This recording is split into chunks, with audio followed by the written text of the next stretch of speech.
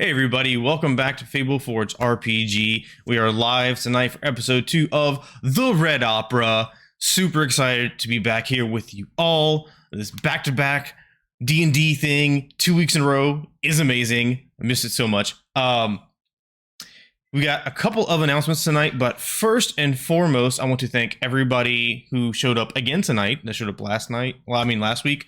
We had a bunch of subs. Please keep the subs and the get subs going. And please keep spreading the word. Thank you so much for showing up again. Hope you have an even better time tonight than you did last week, and so on every single week with us. That is our goal. Thank you to my players, those who can be here. Unfortunately, Josh is out of town this week, so he will not be with us. Vavnai will not be with us.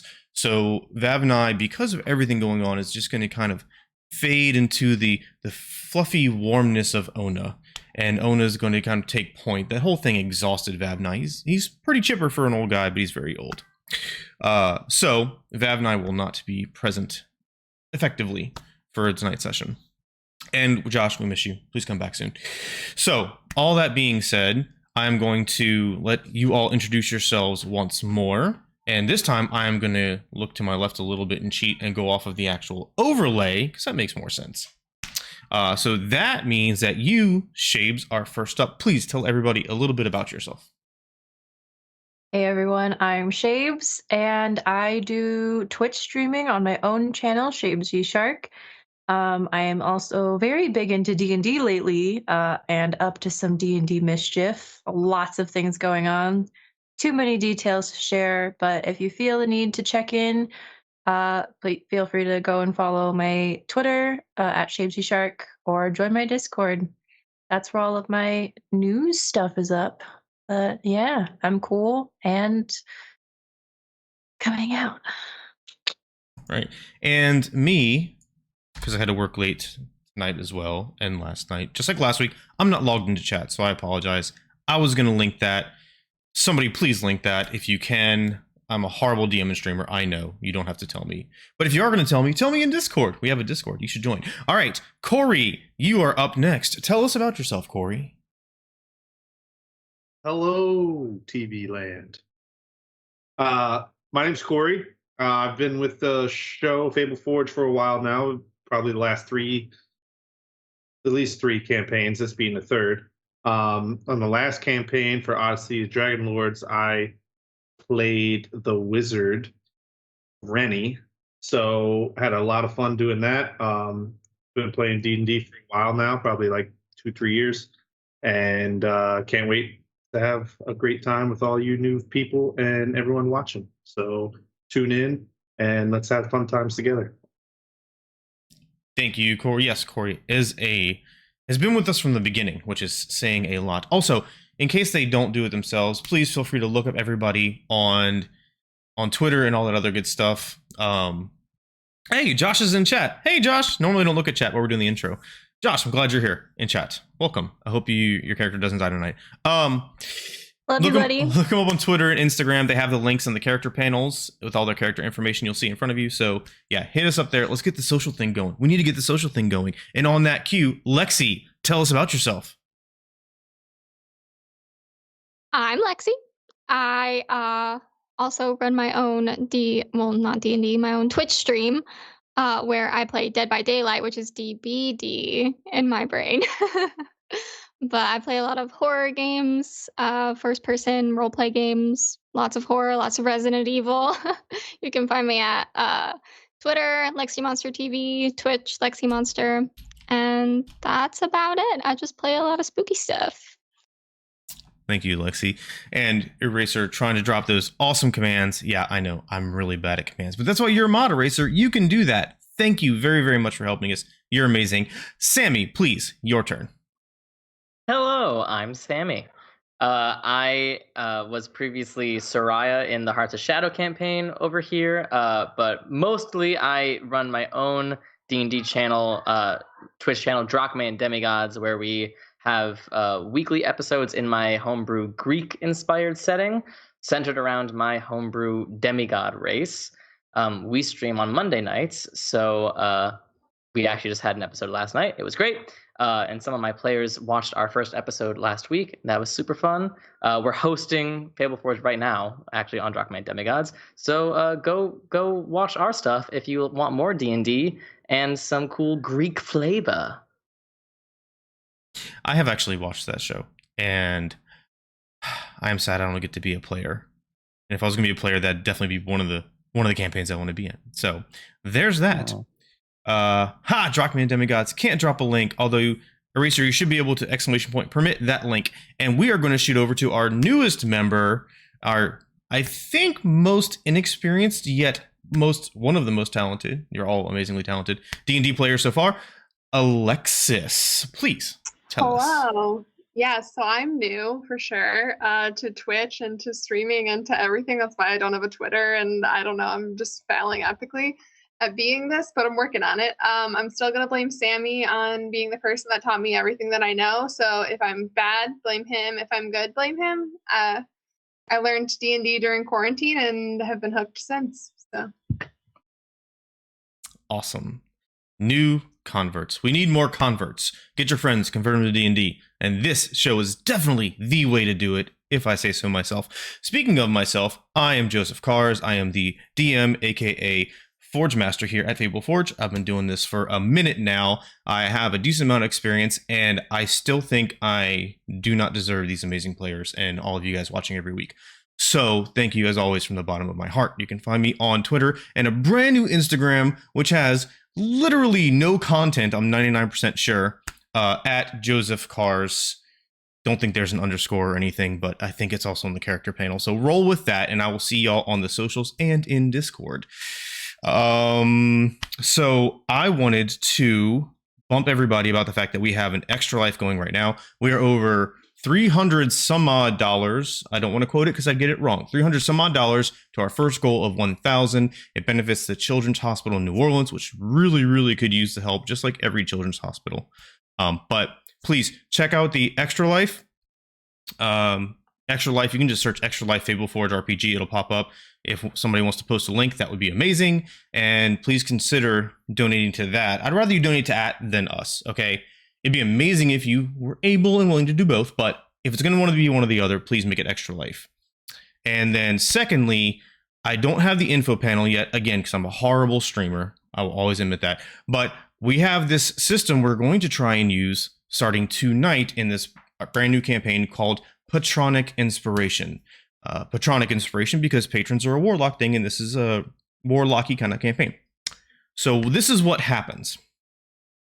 If you either make a $5 donation or cheer 500 biddies, okay, you can gift a player or me Patronic Inspiration. If you do it to a player, then they know they have one Patronic Inspiration, and that kind of works like regular inspiration, except no matter what, they're definitely going to get an extra bonus to their roll of at least +1. So if they roll a 17, it's at least going to turn into an 18. And I, the DM, acting as their patron or a interesting patron to keep it narratively coherent, and I am going to roll the other set of dice, and, you know, they may win. So they get to choose when to use it. Okay, it is up to them, but you can gift that to them, and that is just a little way more for us to say thank you for supporting the channel. All right, so 500 biddies or a $5 donation, put Patronic Inspiration and the character name, and we will make that happen. I will try to do a better job of keeping my eye on the chat for that. Players, if you, well, you shouldn't be watching chat, but anyways. All right, so now we have YouTube, and we have Patreon, and we have something with a partner. So first, YouTube. Sammy, please tell us about YouTube.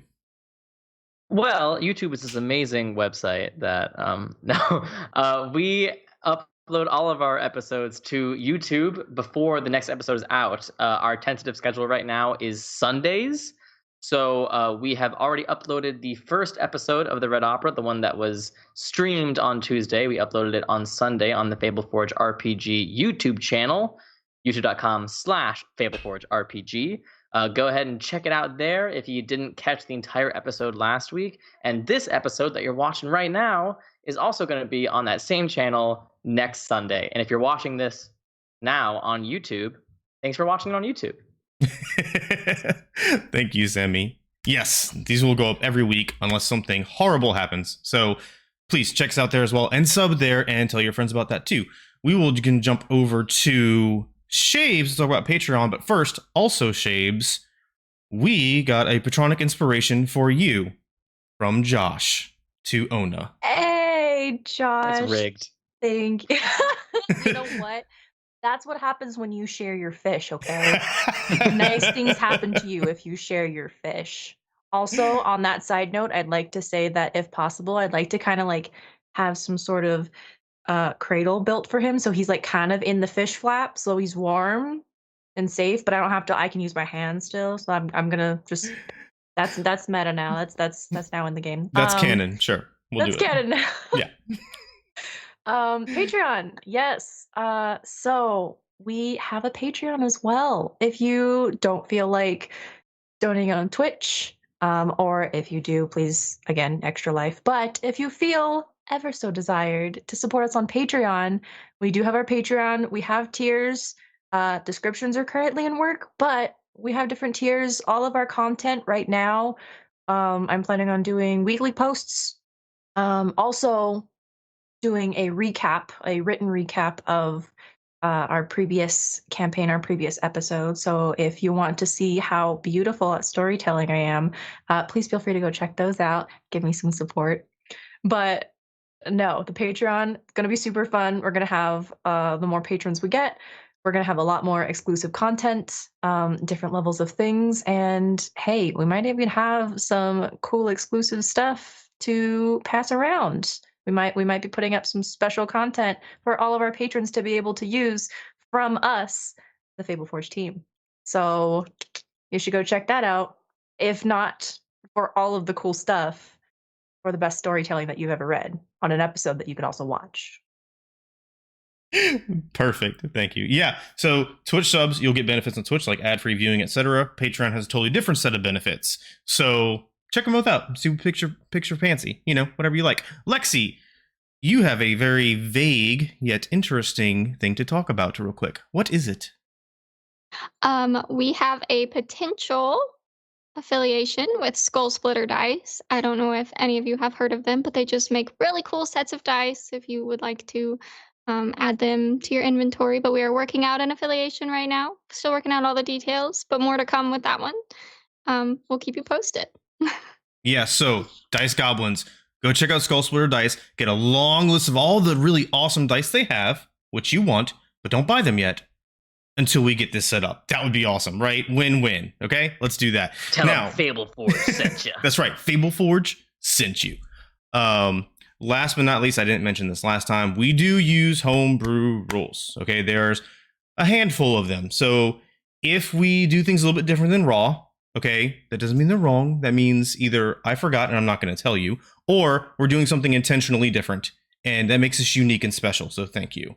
I appreciate that. Also, players, don't forget we have maximum effort in play. You have one every session. Don't forget it. And you have your Patronic inspiration from the jump, Ona, courtesy of Josh. So I'm going to move you over here, and I'm going to get some music going. And then we're going to jump into tonight's episode of The Red Opera. I'm really bad at that. I should probably practice that before I ever do that on camera again. Don't you think? I think so. That's what we should do. You got out. I think maybe we just never do it again. You just gotta go for it. You really gotta just bam, I'm gonna make it a thing. It's gonna be a thing. Before every game starts, we all gotta dab now. That's gonna be a thing. All right, so I'm getting this going over here, which is the background music. I was so wrapped up in all you awesome players and our awesome announcements that I forgot to click a button, and so here we are. Make sure that's going. It's loading in. Okay, so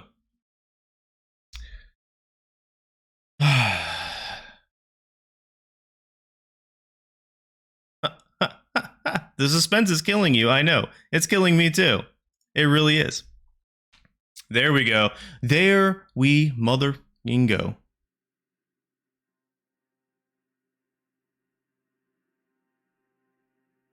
I promise. I promise. I promise. Okay, cool. So my friends, last time we were together, you all had arrived at the Hole-in-the-Wall Tavern in Yonkath for your own individual reasons, many of you traveling with at least one other individual. You settled in, you experienced a bit of what Yonkath had to offer there in the tavern, and resting your head upon the pillow, you were all visited by dreams. Recounting your journeys before you laid to sleep, maybe they flavored your dreams, or maybe there was something else on your mind troubling you, but regardless, the dreams were vivid, they were surreal, they were almost tangible. Lexi and Tior. Lexi, listen to me, see? Character names, Baylin and Tior, were awoken by a cracking sound and a peculiar yet long and grotesque worm wriggled out of a broken idol, a little totem that was on the nightcap next to your bed. You investigated it, and then it became hostile and aggressive, and so you killed it. Meanwhile, the rest of you also, just like all the other patrons of this establishment that were spending nights in this inn, were attacked by these same strange worms breaking out of this small, goat-headed, cross-legged, rotund man-type totem in each room. These worms appeared to have some type of impact on the individual's mind and, in many cases, body as well, driving them mad and shifting to a lack of a face, which they also then became hostile and aggressive towards you. After dispatching those which attacked you, you found an armor-clad individual from the Accursed Guard, one of those few that protect Yonkath from all threats within and without, named Lieutenant Jaren. He arrived on the second floor, greeted you in a very cautious manner, and you found another one of the victims who had been crazed, which unfortunately led to that victim's demise and a gash into your chest. You were told to stay within the inn because you were suspects. Travelers coming in the night, strangely either immune or lucky enough to survive this assault on one of the most popular inns and taverns in Yonkath, gave rise to some suspicion, and the night captain himself wanted to speak with you about these things, while Jaren raced off into the night to find a beast that was flung through a wall by some eldritch energy, courtesy of your actions protecting yourselves.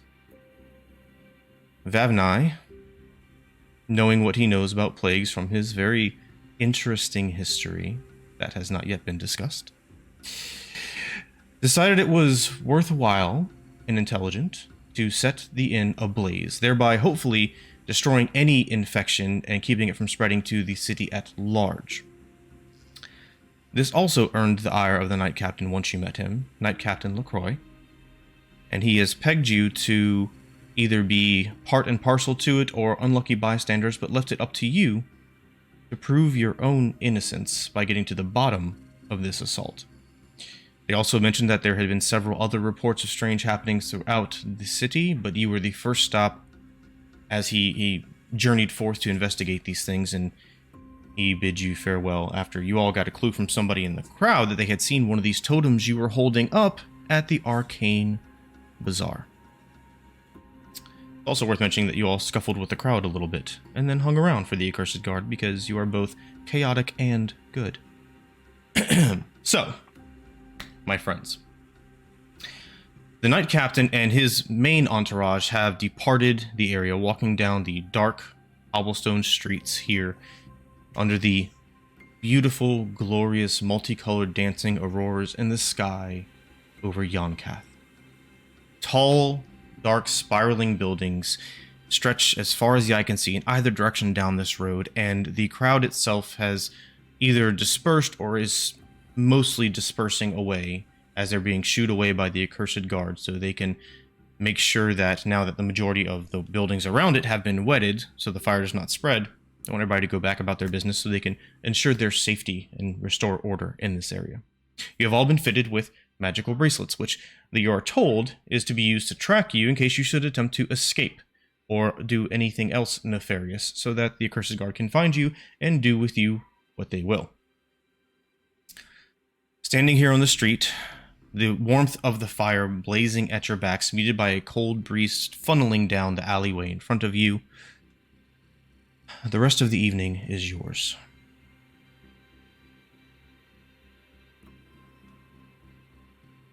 Right. Well, suppose we should get this done as quickly as possible, right? What do you say? We should head to the bazaar.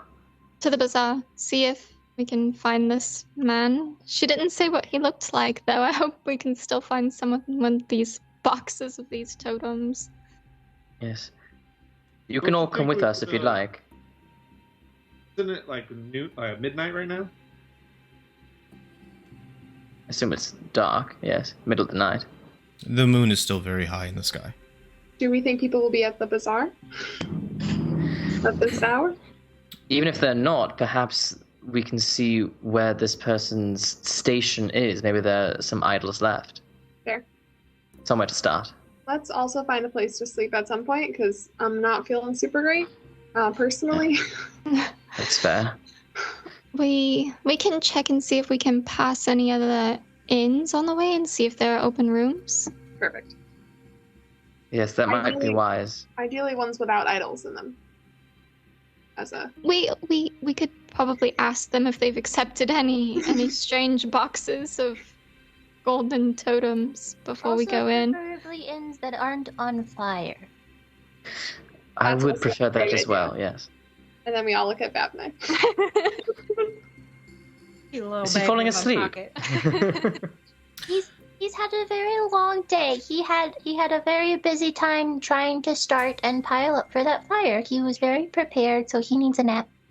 Yeah, we didn't Arson will know. do that to you. He's like cuddling like a All day? fish. He's cuddling a fish. It's great. I imagine that Ona just smells like fish. Just like straight up Sure. fishy.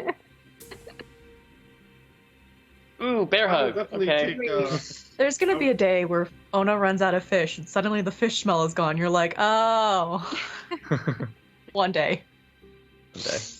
I'll definitely start looking for the inns that we'd want to stay in. I'll head that up. We could yes, probably and- divide and conquer. I'll try to just grab anyone from the dispersing crowd and just ask for directions toward the bazaar. All right. Yeah. Amongst this crowd, do I see the young lad who tried to take some of my fish, but I gave him some fish? Do I see him amongst the crowd? Roll me a perception check and then roll me a D100. Okay. Perception. You don't see him, you see a dragon. He's going to kill you. Perception You're all is going to die down 11. D100 is a 3. A 3. Okay. Please don't kill me. I have Vavnai in my pocket. Vavnai is the boy. No. So there aren't many children out here at all. At one point during the kerfuffle, where you were roaring over Vavnai, you did see someone who appeared to be the same little boy, a few individuals back in the crowd. And as you were letting out that somewhat ineffective but still impressive roar to make your point, he recoiled for a moment, clutching the adult next to him, but then you see his face brightened a bit and smiled at you. However, somewhere in the scrum you lost track of him and you have not seen him since. That's okay. I made him smile. Yes, you did. Me and my fish can die excuse me. happy now. Madam, would you be able to direct us towards the bazaar? The bazaar? Yes, the bazaar, the arcane bazaar. Yeah, the arcane bazaar. Well, I'm not exactly sure what you mean. The entirety of the Black Span is full of merchants that deal in arcane wares. Generally, people, when they say the bazaar, they mean either the Black Span itself, or they mean the area at the foot of the Black Span here on the western side. I think he means the place where you saw the boxes with the statues. Oh, so this wasn't that individual. It wasn't, but sure. This was not that individual. Yeah. They do look familiar, though, so they look very similar, so your confusion is understandable. 100%. I apologize. I am new in town. Thank you for your words. If you were a gambling woman, if you were looking in the Black Span for some sort of merchant selling idols, where would you begin your search? Probably from this shore, and then I would walk along the Black Span. There's dozens and hundreds of merchants on the Black Span, as well as on others, but typically for magical items and trinkets, the Black Span is where most of them set up. Wonderful. Thank you. I do appreciate it. Go try to find some rest. I just trying to be helpful because you're so cute. You seem like you're not familiar with Yonkath. I'm not. Are you familiar with the Black Span, or am I just kind of talking over your head?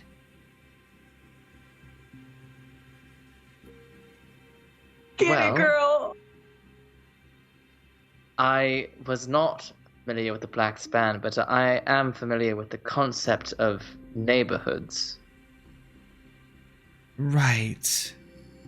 Okay, so... Is there something specific I should know? Yeah, just a little bit of geography here in Yonkath. So, this side of Yonkath, those who grew up here and those who really like to hold on to the past, they still call it Yonder. And then the other side of the river is Cathrek, and together we are Yonkath. There are 3 very large, at one point magnificent, but not anymore, bridges that span the divide. The northernmost is the Black Span, and like I said, when I say large, it's probably a quarter mile long, a few hundred feet across, and over time, as Yonkath continued to grow, people ran out of space, and so they started setting up livelihoods and shops on the bridge. And so, yes, the Black Span would be the place you would go for the arcane magic items, merchants, things like that. I should probably warn you, though, just like all the other bridges and the spans between them, there are also people who would take advantage. So, be careful. I don't want anything to happen to you. Well, I appreciate your kindness and your information, madam. And he bites his tongue. Since the inn burned down, are you looking for somewhere to stay? I have a spare room. For my sister and I, that would be very much appreciated. Thank you. What about us? Yes, please. I would really enjoy that if you're offering. Yeah, Yes, we Fei can Lin, she's talk offered us a about room. That would be lovely. Thank you. Oh, yes. Actually, I just remembered I have horrible bed bugs in that bed, and termites too, I think. So actually, it'd probably be better if you found a normal inn. I'd hate to put you and your sister through that. I'd feel horrible as a host. Okay, but good luck. All right. Have a great night. I'll see you later. As she walks off. Don't let the brain worms bite. Brother, I Turn think up she Lin. was. What an asshole! Am I wrong? Brother, I think she wanted you to come back with her. Yeah, I don't give a shit. She was calling me an idiot, wasn't she? a little bit. I don't Just a understand little how bit. she could think that she could call me stupid and then invite me into her bed, and that would work out well for her. You are a man, so. Right. Well, thanks for the geography lesson, I suppose. Should we get going? I am flustered now. I'll be honest.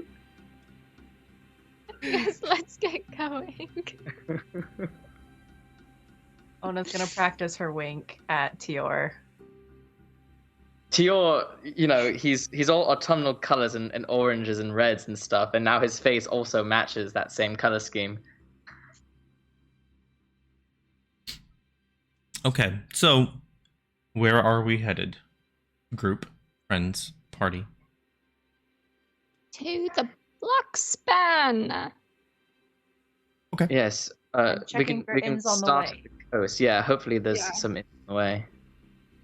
All right. Yes, I'll be looking for inns more so closer to the Black Span if that's where we're going to be staying. So, All right.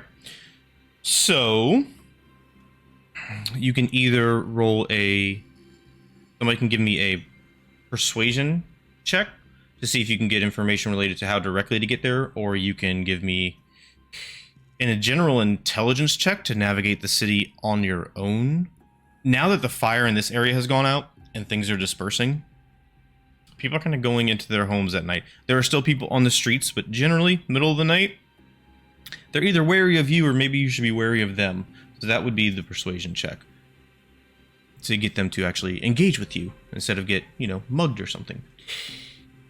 Or again, you could try and find your way on your own to the Black Span. Now, as far as inns, go ahead, Shapes. Are we making individual persuasion checks? Like we're asking separate people? Because I feel like that would be a thing. Or are we just making like a group one? One person can take lead, and then they could be assisted by other people. So advantage. They can roll with advantage, or 2 individuals can roll, whichever you prefer. Okay, because Katori just rolled persuasion. Okay. Oh. I was also going to We're say helping. that in an effort to prove myself as intelligent, I would try to, just without listening to anyone else, try to navigate my way through this city just based on pure damn instinct. Okay. My brother has man. an ego complex. All right. Yeah. don't Sorry, need no go ahead. damn. Wait, what? Katori, go ahead and roll that again with advantage, because Ona will be helping you persuade. Giving people fish. That's a 20. Ooh. Okay. And Tior. For a base intelligence check, that was a 5. Okay. We don't need no directions. My brother is an idiot. That was too much. We wonder why she's talking down to you. What So. does she think? I can. Oh shit! Wrong way. And the problem is, this is unlike any place you've ever been before, Tior. The buildings, especially here in the darkness, despite the arcane lights that illuminate many of the porches and balconies and things, they all generally kind of run together, reflecting that gorgeous aurora in the sky. They're all really dark, they're all really tall, really, really strange, twisty shapes, nothing like where you're from or where you're from since then. So you get turned around, unfortunately, but thankfully, Katori and Ona, or whomever else was helping, are able to pull aside this kind of bedraggled looking individual. He smells pretty strongly of alcohol as he stumbles around, and he goes on into a relatively decently long diatribe about the last things that happened to him at the Black Span and who you should watch out for, a bunch of unnamed individuals as he's slurring his words together. But essentially what you get out of him is, if you continue eastward from where the street you're on, the Hole in the Wall Tavern, continue eastward until you get to the waterfront, and then head north along the waterfront, you will, sooner or later, run into the Black Span. I'd also like to say that I will leave this up to you. You can all either look for inns along the way, or you can tell me that when you arrived in Yonkath, you asked around / looked around for multiple inns before deciding on the Hole in the Wall, in which case I will just give you an inn for free. Character choice. I don't know, Phelan. What do you think? What would we have done? I assume with us being our posh selves, we probably would have We might ask around, looked yeah. probably asked around. Yeah, I didn't want to make that choice for us, but absolutely that's the right choice. Okay. Ona? What do you say? At this point, Ona would probably just follow what the rest of the party's doing, especially since Vavna is asleep and they kind of make horrible choices together. So she just wants a safe place for her dear friend, to sleep. I mean, the fish pouch is comfy, but it can only get you so far. Okay. I agree with that. Katori, what would you have done? Or what are you doing? I am looking for a inn that's closer to the Black Span, just to be, So I know there's people with lists. I don't have a list. Listless. You got it. Mira, you? Yeah, I agree. I would assume we wouldn't have looked around really. We would have just found the first place to settle, just because I would have wanted to have my distance and be like, let's just find a place and settle down. So I'm helping him look. Okay, you got it. So, Tior or Phelan, one of y'all roll me a d6, please. So I can give you information about an inn, and the d6 will determine which one. I got a 3. A 3. Okay. So, asking around when you first arrived, you were told about a place called Triple I, shorthand, more officially known as the Inky Ivory Inn. It is a relatively upscale, kind of secluded, further away from the heart of the city inn. It seems to be more for established and privileged clientele, someone who would fit an aristocratic nature. And if you were to go there, they were told to look for a tiefling named Hasitha. They are the proprietor of the Inky Ivory Inn. Costs a fair penny, though, you have been warned.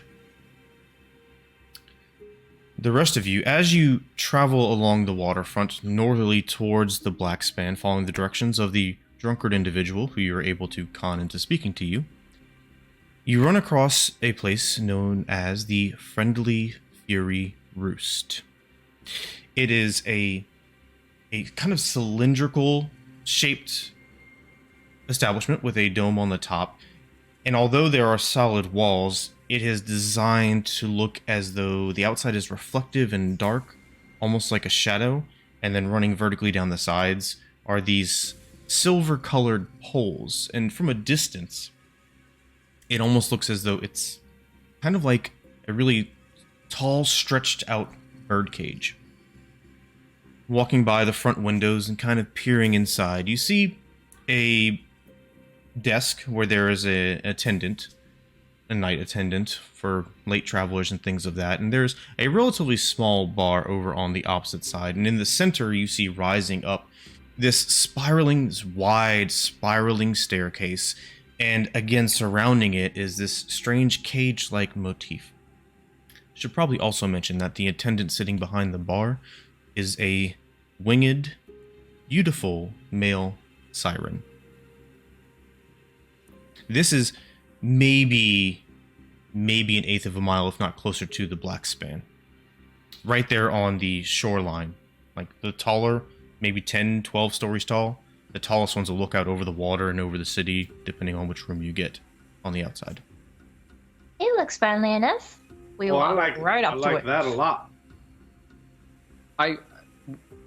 What is this city? It's definitely something. Indeed. I'll let you take the lead on this, Katori. Is that your name, right? Oh, yes. Yeah, that's my name. Ono just walks straight up to the guy. Hello. I'd like a room, please. He seems distracted in a parchment of some sort. I need 2 seconds as a dad. Talk. Ono will, as the dad thing happens, Ono will be kind of shuffling through not only her bag but Vavnai and the fish flaps and trying to search for where her little coin purse thing is, and just How much for? Well, we just need one room. My friend's good here. I can sleep on the floor. It's fine. We'd like a nice room. Nothing too nice, but something with a view would be nice. That doesn't really matter, I guess. He's pretty out of it. she starts something a pulling bit out. nicer. She starts pulling out fish and some weird trinkets. Where is it?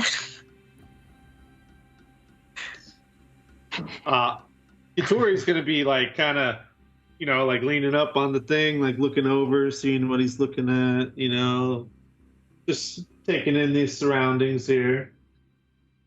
Mira's just looking around the room to figure out what the heck all these bird cages are for. Do you think he sleeps in one of these at night? That's what I was thinking. Don't be rude. Excuse me, Is sir. that Do you rude? sleep in But these? we were That all might thinking be it. We were all rude. thinking it, Phelan. Maybe, but don't Or- say it. If he doesn't sleep in it, do you think maybe he was hired because of the wing?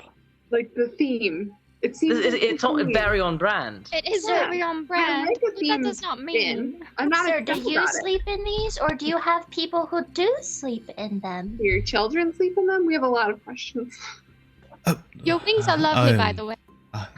I'm sorry. So patient. As he shakes his head up from the parchment he was looking at, and you see as he drops it on the desk, you see some very vivid depictions of individuals, along with some very flowing text written in a language you can't quite understand, but it is apparent the type of story he was reading. My apologies. I kind of zone out. It's not often that I have travelers come in this late. Please, my sincerest apologies. My name is Grufflin, and welcome to the Friendly Fury. What can I do for you this evening? We'd like rooms and to know if you or other people sleep in the bird cages, please. The bird cages. We have rooms, yes. The ones here on the lower floors are taken, but you're welcome to take one of the higher rooms. They do cost a fair bit more because of the view, mind you. And they also do come with complimentary room service in the morning and evening time as well, since we don't Do you have a have- proper tavern. Do you Do they have come fish with on the company? menu? We can find fish, yes. Do they happen to have any idols in any of the rooms? Ideally, the answer would be no. Curious question, oddly specific. As far as I am aware, they do not. But we do have the most comfortable pillows and softest blankets in all of Yonkath. And did I mention the most amazing views? That's great. If I gave you fish, could you put that on the menu? I can certainly ask, yes. Other question: can I sleep in the bird cage? Would that be cheaper? He looks around curiously because there is no actual bird cage. Well, you know. So you see, as you have walked in, a spiraling staircase, the cage around it fashioned to look like a birdcage, but as it climbs up to each consecutive story, there is a catwalk that surrounds the staircase itself, circular, where you would get off at that landing, and then like spokes on a wheel, an individual leg of this catwalk goes out to individual rooms. And so basically the only way in and out of a room is along that one specific catwalk to the center landing, which then allows you to get on the stairs and go up or down. Sorry, I just looked at it really fast. I got confused. It's okay. How much It's We would late. How much we for would one like room? the greatest room that Silva can buy. The greatest room that silver can buy. Well, That's what I said. that would be 20 silver. One of our highest rooms, one of the tallest, one of the best views over the water. I think we have 3 left at that rate. You'll be... let me see. He looks down. It will be 8 stories up, but you look fit enough. You can make it. How much Thank you. for a room that's less stories up? Yeah, because what if there's an emergency? Oh, well, I believe the lowest rate we have available this particular evening is... and he scans down. That would be on the 4th floor, and that would be 5 silver pieces. The rooms are a little bit smaller, and, well, you can barely see above the rooftops there, so I don't recommend it. But if you're on a budget, or perhaps you enjoy spending money on other pleasant things, that would be fine. How much is the 5th floor? The 5th floor would be 7 silver pieces. But is it a slightly better view? It is. You will see over the smallest buildings around us. Unfortunately, I don't have any looking out towards the water. The lower rooms, they always go for the waterfront views, as you can imagine. Ona slams down 7 silver and scoops all the rest of the belongings that she kept unpacking onto the counter to find her little coin pouch back into her bag and slightly onto Vavnai. Thank you. Thanks that. And your name for the registration. Ona Thogren. Ona Fogren. That is a beautiful name. And hands you the key. Oh, and the rooms are all suited for double occupancy. That question didn't come up, but I assumed it may be relevant for some of you. Looking over at Tior and Phelan. We are siblings. This is my baby sister. That being said, perhaps it would be wise to get rooms somewhat close together. So we will get a room close to the room that our acquaintance just bought. On the 5th floor? Sounds lovely. Very well, that will be 7 silver. I will cover it, sister. And the names on this registration, did you say? Ambari. Ambari. Yes, Ambari. Very good, Ambari. And why is this the entire key. city so sexual? This is not what Father prepared me for. Sounds like someone didn't learn about the bird cages and the bees. As Ona just casually kind of strots by with her keys, super proud, Vavnai in the pocket, starting to go upstairs. Grefflin, you see him chuckle, and as he does so, he kind of tries to stifle it to be proper, and the wings kind of like jerk forward as he does so, making it all too obvious that he was attempting not to laugh. Oh, excuse me, I had a... my throat's tickled. I'll throw one of the keys to Phelan. Right, I'll check out the room then, and I'm off. You got Do you it. happen to have another one on that level? No, I apologize. They took the last one, but you can take one on the 4th or the 7th. Let's do 4th, I think. We'll get out first. If there's some major thing that happens, I'm okay with that. Very true. The 4th floor, please. All right. Silver, please, sir. And the names on this room? Tori. And Mira. Tori and Mira. Very, very good. And might I say, you are a lovely couple of people. He writes it down. Hands you the key. I say, Mira just shakes her head. You gotta be kidding me. Whatever helps him think. You know, he's on a singular track mind right now. It's fine. You're gonna pay for the room, so that's okay with me. We can be a couple if you're gonna pay. he's I would pay anyway, because I know you're a good kid or whatever.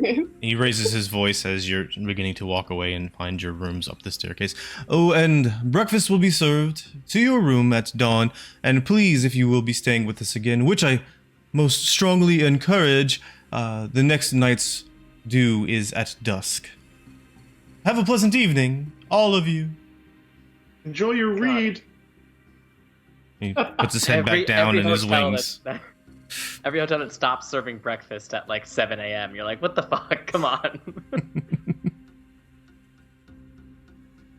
All right, so climbing your way up this gilded staircase surrounded by this illustrious, pleasant, although also slightly disconcerting cage type attachment, you find your way to the catwalks and then to your rooms with the small number engraved on each room key.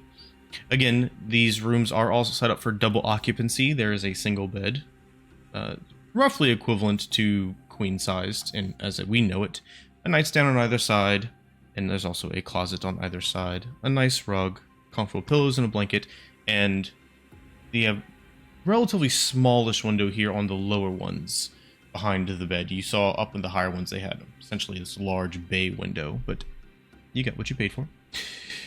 And so you settle into your rooms, and do what you will, discuss what you will, have at it. I would like to. Oh, go ahead. Can I just look around my room and make sure there's nothing that maybe looks even kind of like where the bugs came out of? Because I'm a little panicked. You can. Give me an investigation check, please. While she does that, I would like to point out that Ona absolutely does not do that, completely forgets the entire thing, and is just pushing the beds together and making a bed nest for her and Bavnai. Good. It's a single bed, Ono. But you can definitely take all the blankets and comforters and kind of squish them up into this massive pile of cushiony, warm goodness if you choose to do so. Well, It'll be like 1/2 blanket, 1/2 Ona, and Bavnai will be in the middle. It'll be great. Perfect. All right, I rolled a 16. 16. Okay, there is...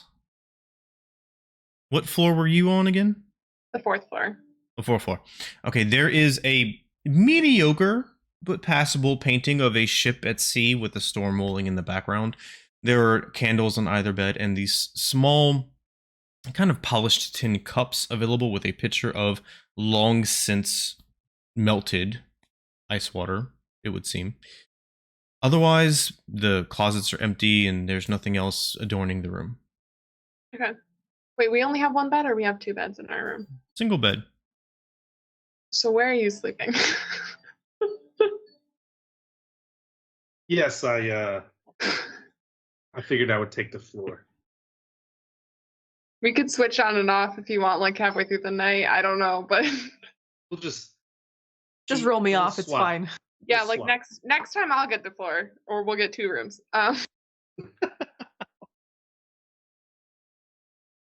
It's fine. In our room, I just go, Phelan, I have prepared for a lot of things in my life, but I have done no preparation for whatever that was. It's okay. I don't know. You'll learn. I'll learn. We'll learn. We'll Do learn. you- I don't know what a lot of your free time involved. Do you have I experience don't with? want to talk about it. I'm going to I don't want to bed. talk about it either, but it came up. I don't. You know, you got to sort of have a childhood and normal adolescence, and I don't know. Was there anyone in Grenloft at any point that you sort of? I don't know how to have this conversation. No, there wasn't. I was spent in the chapel with Mother, learning about her rituals and tending to the gardens. There was never anyone. I'm going to bed. Good night. Yeah, good night. Good night. Good night. Please tell me they're above my room. Please tell me that's the people that are above me. Because I will just be looking at the roof. Were you all on the 5th floor or my 6th floor, God. Tior? I can't remember. 5th? Okay, roll a d20.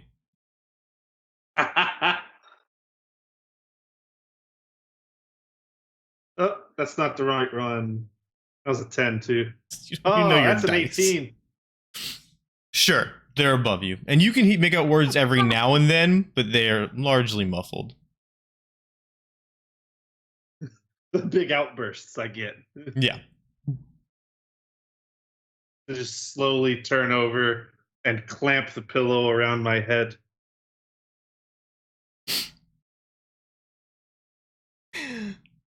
All right. So anything else this evening as you attempt to gain a few hours of rest before dawn, midday, whenever y'all decide to wake up? I think before bed, the last thing Ona will do is go through her fish, and she will have a little tiny cloth that she leaves out some fish outside of her door to be cooked for breakfast the next morning. Probably like a good 6 to 8 fish. Okay. All right. With a You got it. note, or I already told the guy, if I give you fish, He said he'd ask, but it's True. gonna be there. Oh, The whole place is gonna smell like fish. All right. Well, let me see. I found these fish in my bed. All right. So is that it for the evening then? Okay. All right. So you hear the rest of your night is undisturbed as you sleep. You hear this kind of almost like a soft whooshing sound, and then what sounds almost like a scratching near your doors, a metallic scratching near your doors as you awake as the morning sun is, well, coming from the east, so you catch it reflecting off the buildings around you. You open the door, and there is breakfast served on a platter. It is at the foot of your door. It looks decent enough. There's cured meats and things. Ona, your fish has been prepared. It has been grilled. Don't know if that's how you want it or not, but it has also been spiced. Also don't know if that's how you want it or not, but it does smell very, very good. I'm willing to try other people's fish. There you go. You see, as you taking the platter before you, and a lot of doors are kind of opening up at the same time, some expectantly, some curiously. You see several harpies flying up and down from the base floor up to the catwalks, and they deposit them. And these harpies, they have all sorts of gold and jewels strung from their wings and their legs, and their claws are adorned, and they're carrying these platters in their bird-like feet and setting them down on the catwalk, going down, getting another one, all the way up to the very top. Mystical Harry Potter shit right there. I love it. There's vegetables, meats, sweet rolls, and some room temperature milk served for breakfast on this day, except for you, Ona. You have the addition of some fish because apparently Greflin liked you. So, I like warm milk. Consuming your breakfast, Katori, with this warm milk. Warm? All yours. I do not want any room temperature milk. My stomach will not. It's not a thing. Here you go. Hell yeah.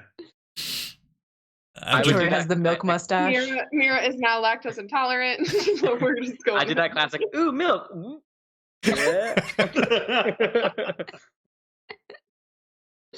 Oh, I don't mind. He says as he licks it out of the cup. Okay, so you eat breakfast, you get your gear. Is there anything? Feel free to talk about anything you want to with your room partner at this point. Otherwise, at or after that, you all head down and meet back in the circular base lobby area of the Friendly Fury. So take that away and let me know when you're ready to proceed. I would Can't like to believe you don't like milk. Listen, I just want to know what our plan is for today. I don't need you coming at me. You already knew this. We've traveled together for at least a week. We walked downstairs. Can you Experience believe that disgusting milk they left out for everyone? It was so gross. Give it to this one. He's loving it. You Oh. like warm milk? Oh, I Who mean, doesn't? okay. Thank you. I don't. I would Team like Hair to on the say- same page. I would like to say that Ona takes the good portion of the morning. She's gonna try to develop some sort of swaddle for Vavnai instead of just a little sling pouch on her hip. So she's gonna find some sort of baby swaddle and swaddle him that way, so she can carry him and still have hands, but not just buy her fish. That's contamination. So Wait, contamination for Vavnai or contamination for the fish? Yes. yes. Okay, you got it. Don't want to cross contaminate. Good, I like it. Food safety. Raw meat with cooked meat. Never a good idea. Are they not Which both one's raw? raw? They'll never know. I see. Let's I was see. operating on the assumption, just to comment on this, that the fish were at the very least salted. Otherwise, I mean, you get a day and those things are rancid. I'm just saying. Unless you have Yeah. magical fish powers. So that's No, my it's- assumption going forward. They're salted and they're wrapped individually, but Okay. like Ona goes through her fish every single day at the end of the day just to see which ones need to go, which ones need to be cooked. That just it's a process. Sure. All right. So, morning mission. Clink, clink. Shall we go see if the bazaar is hopping?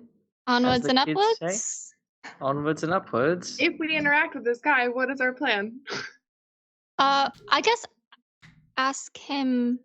Do you think he would tell us if we just straight up asked him where he got his totems? I'm gonna guess no. I'm just gonna No. put it out there. He did give a bunch of people totems who then attacked us with worms. So I'm gonna go with probably not. But you're good with deceiving people, aren't you? Yeah. Mhm. What if there is a way for us to sort of convince this merchant that we merely want to convert to the religion of Dunok, and we want to, we're interested. We saw You're one of looking these for a beautiful patron. things. Of course, There's a lot of things. perhaps Dunok is the patron I was meant to have. You don't even have to lie. Yeah, that's our in, because I'm not very good at lying. Can lie, and you don't have to. Amazing. Perfect. It's a good first start, at least. Okay, That's at least the plan. but what do we do if we really get? nice. What do we do if we get there and we say, "Hey, we would like to have a pact with this patron," and he takes us to like behind his stall and infects us with those worms? What's Well, our plan? Before If that, he- we kill If him. that's what if that's the process? Oh, If he's gonna attack us, we attack him first. I mean, Maybe. I suppose. Maybe I we should just- all wear goggles so that it can't crawl into our eyes. But we still have ear. Always thinking, holes. Ona. Always thinking. I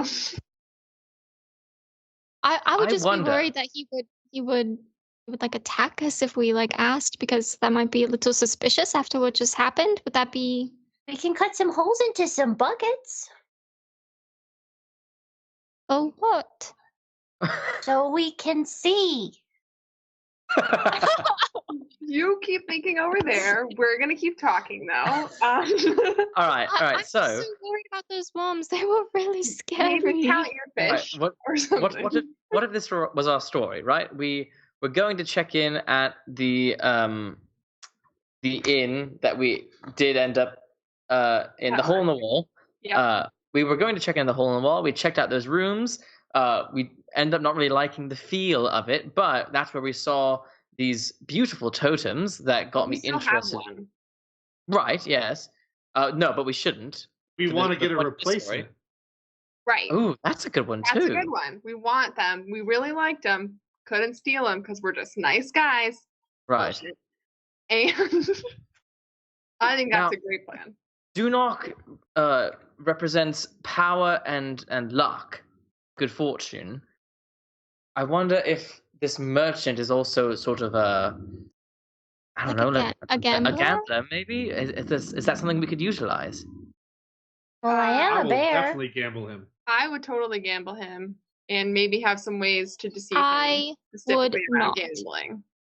Well, I am a bear. I'm pretty powerful. Just like, look at me.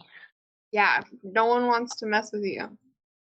For sure. Now, my question is: are we hoping to find out where these totems came from, or what we exactly we're don't- trying to find? I assume he's not the highest guy, you know? Like, I Right. assume he's just a middleman. I So we think- gotta find his boss. The best Because- course of action might be to find out where the rest of these totems have gone and who they're trying to, like, Target? sell them to. Yeah. Well, I mean, if we're looking, our whole point to this is that we need to figure out where they went so it doesn't happen again. But we also need to somehow prove, I guess, to the captain of the guard that it happened, because they don't believe us. Right. Figure out who And did it. let's remember, we heard that this merchant was giving away the totems. This is Yeah, true. so they might not. What if we get them? They're just giving them away. What if someone else is the one who gave them to them and They paid might them not to give even- them away? They also might not even be there. Maybe they already gave them all out and it already happened. Whatever. was Yeah. supposed to happen. True. Regardless, we should get multiple so that if we crack one open and it's not the right time of day and we can't prove it, then we have other ones that will eventually hatch so we can prove that that's what happened. And then, yeah. Should we I would keep prefer not them? to carry those things on me. I was going to say, like, what if they break while we're walking and they like try to climb up our legs or something? Should we like keep them in a bag or a box, or if we can even get them? I'm pretty good at preserving things. I could carry them for us. In your pouch? You don't know what's in there. What if they get With in your fish? Oh, that's another pouch. Okay, my bad. Ona like grabs her stomach. She goes, This is multiple layers. Got so it. many layers. All right. Well, Like an I think we onion. have. onions have layers. Or a parfait. I love parfaits. I think we have Cakes have layers. a bit of a plan here. Okay. I'm so not so concrete on it, but let's do it. Maybe we lie, maybe we beginnings of a gamble, maybe plan. we tell the truth. Let's go. Yes. Okay. Oh wait, are they going to recognize our bracelets before we go? Are they going to recognize them? Mine's an anklet, so mine's fine. What a great question to bring up, Phelan. Absolutely. Looks like we are being handcuffed. DM, do these story? look Can we like very clearly handcuffs, or could they pass for fashion items? We're all the friendship bracelets. Maybe we could pass them off as we all got them together are the at a best salon or friends. something.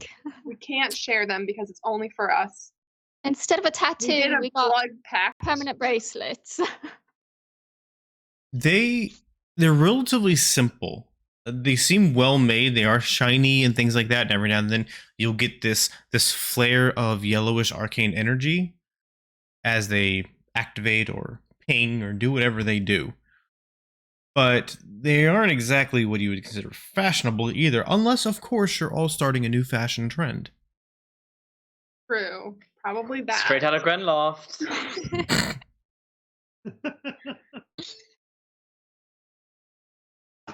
All right. Right. Let's do We're it. going back to young cat. All right.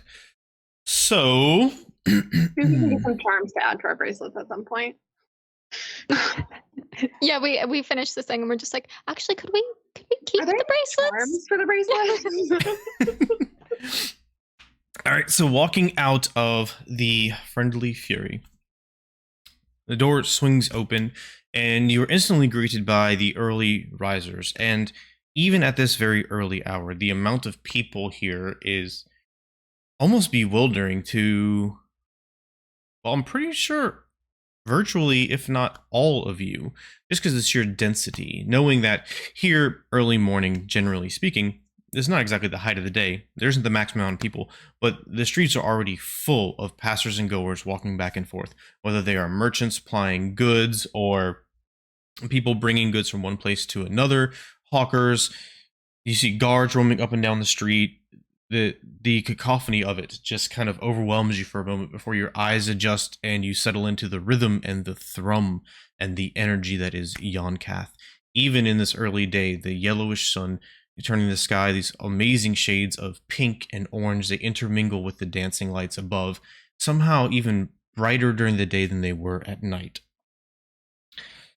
Glancing up and down the street, you're stopped just as you're about to step off of the stairs into the street proper, and in an effort to find the Arcane Bazaar.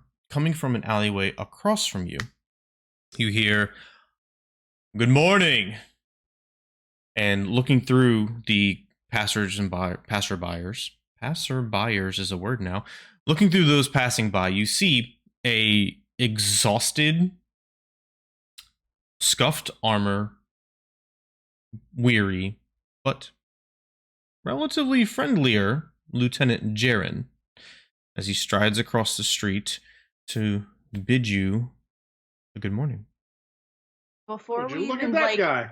before we even like see him through the crowd, Ona's just, good morning. Lieutenant, you look like shit. Yes. Yes, I do. Yes, I really, really do. Self-aware man. That's good. She's gonna sniff him again, and if he doesn't smell bad, Well, you don't smell like shit. So that's a bonus. So he has the same fragrance he had from the prior evening, except now it is heavy with smoke and perspiration, and even you're getting the faintest scent of the dried blood coming off of his armor. He has not showered, he has not shaved, he has not cleaned off his armor, any of those things. So yeah, it's been a busy night. You get that sense How does immediately. it smell like shit specifically? No, you don't smell shit on him. Yeah, I will positive. just ask me, like, are you here to accompany us today, or are you just checking in? Well, neither, actually.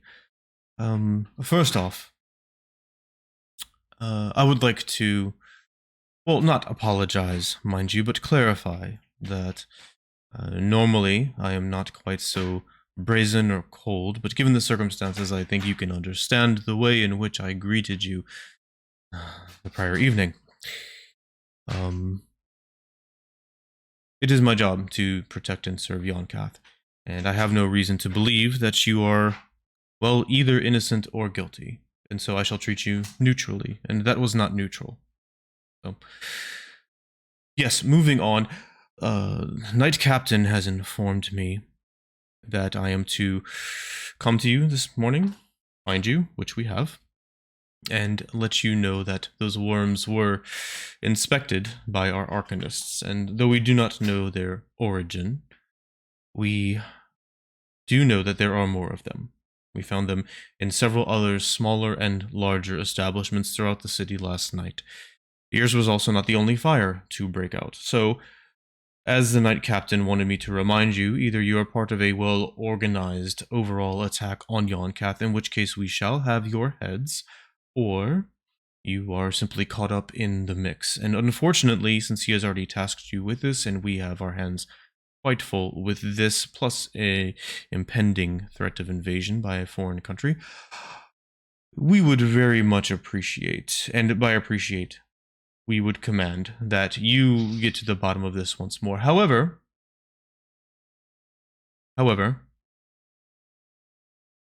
in order to make this a little bit more palatable, you are still officially under suspicion. However, we are going to give you a bit of authority, at least in name.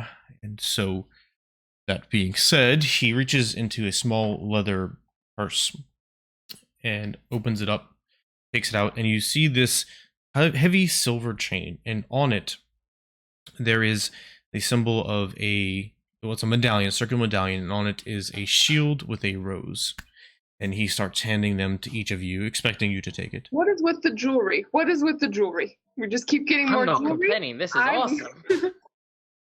Not understanding. Could we take the bracelets off at least? If it makes us any less suspicious, you can keep the fish. Right, I'm good, but thank you. No, these are...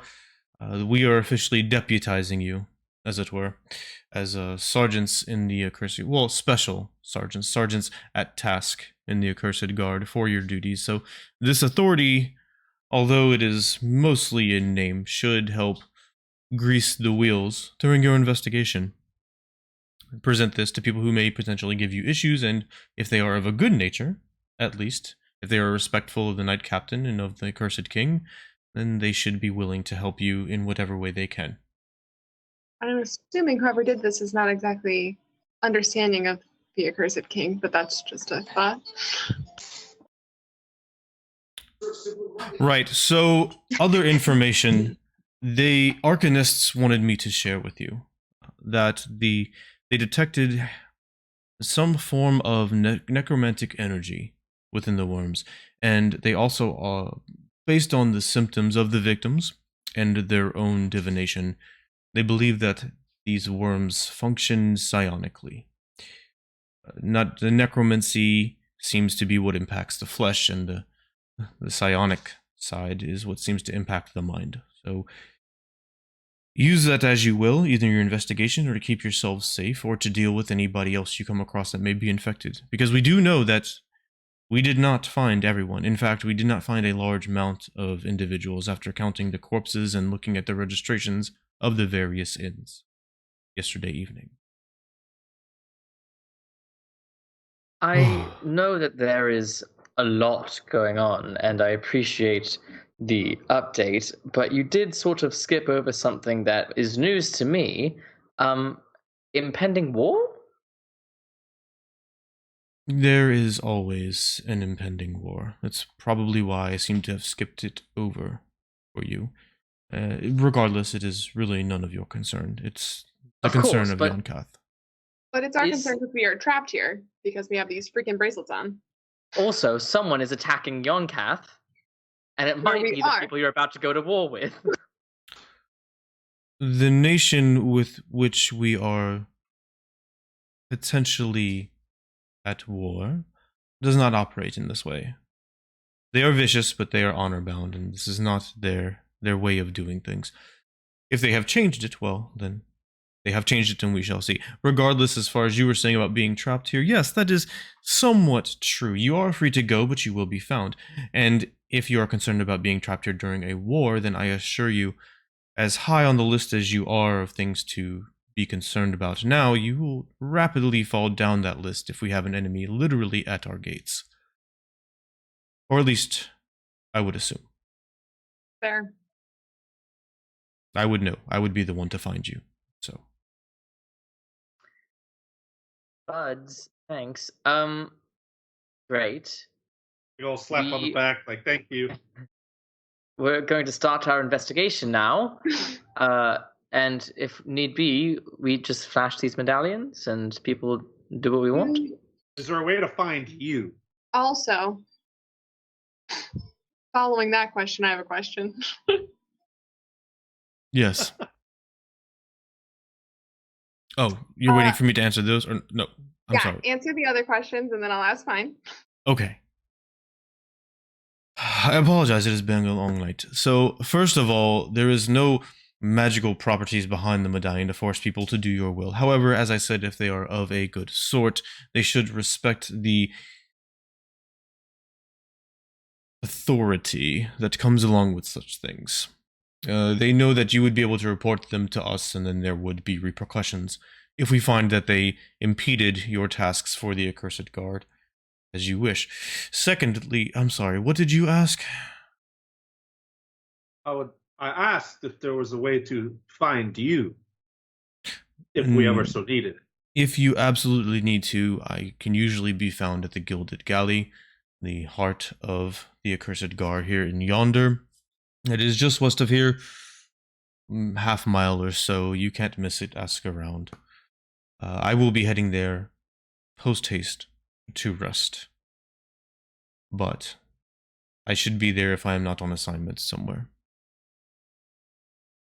Okay, and my question was, do you have a list or report or something of every place that was attacked last night by these worm guys? So we can try to figure out if there's some type of pattern or like something that we're trying to, they're trying to focus on.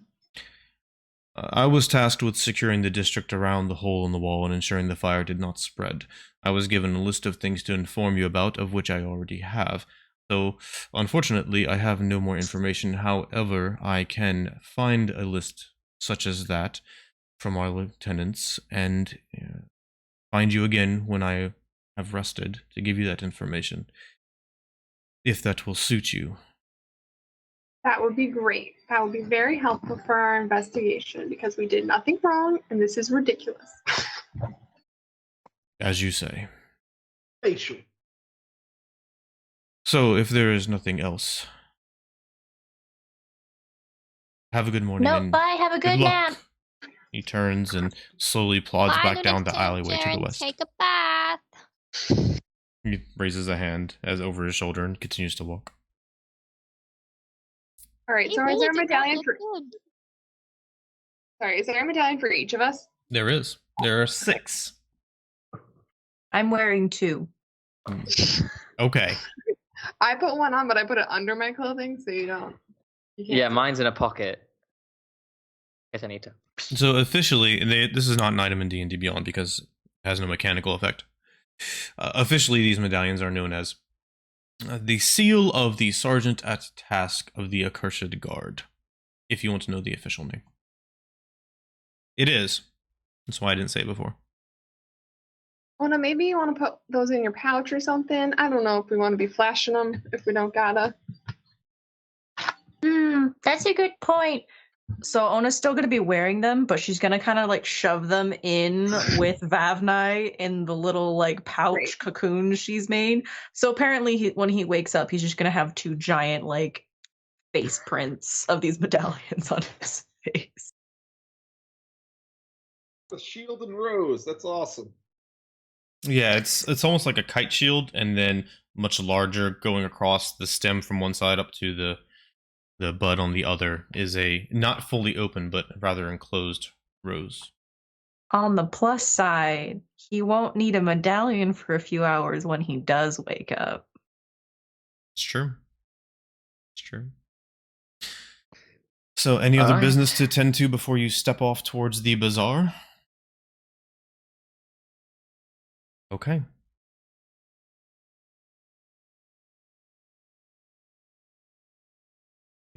Where is it? It's here. Walking down the street, traveling the length of the river, you see the black span approaching into view. And as you get closer and closer, you see the crowd thickens even at this early hour. You see amongst these tall, spiraling, strange buildings, more at the street level, maybe 10, 15 feet high, a smorgasbord of colorful tents and shops and traveling carts and things as people have set up to ply their wares here at the foot of the black span. And you see that they go down the alley to the left-hand side. It's kind of darker, more reclusive, and then you see them stretch onto the black span to the right, and a veritable throng of people stream up and down the black span and mill about these tents. You hear hawkers crying out. You smell spiced aromas of foods permeating throughout the air. Kids jut in and out of these tents waving flags. It is quite a remarkably exuberant and joyful day here at the Arcane Bazaar. Stepping forward, you find yourself amongst the tents, getting jostled left and right by all the passerbyers and shoppers. And as you step into the center and take in the surroundings around you, not really sure where to start, just know that you have a target in mind. You see a middle-aged dwarven woman. She seems to be eyeing you intently, not with hostility, but with curiosity, as she peers over these small, round, opaque black glasses, chewing on a cigar, her curly hair flowing about upon her shoulders with her leather armor and thick boots. It seems you have an admirer of sorts. Tior has all the admirers.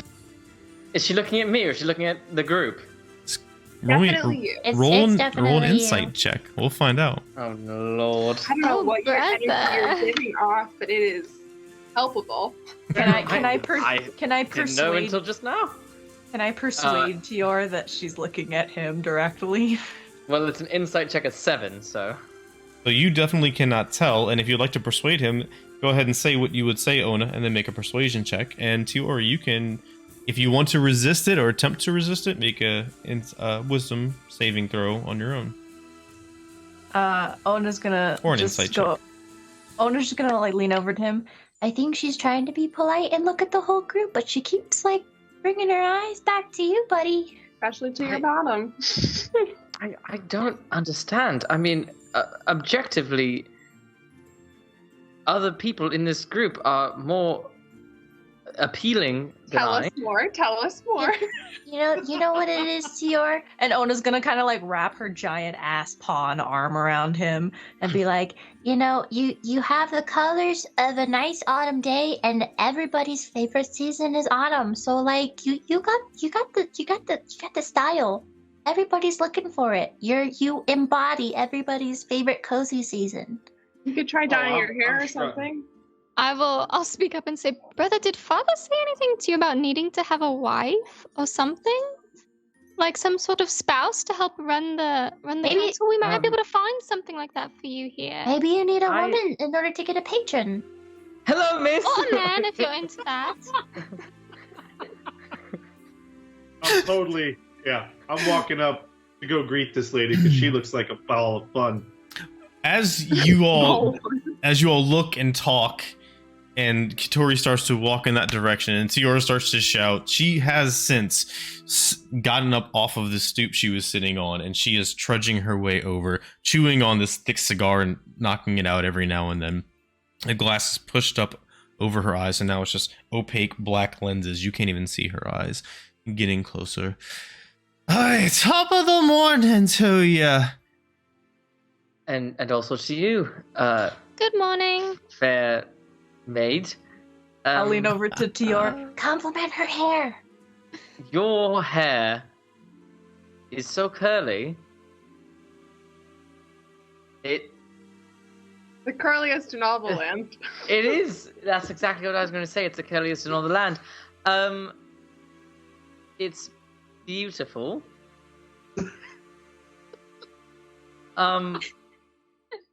What You can stop now. is your name, maid? Daphne would love this.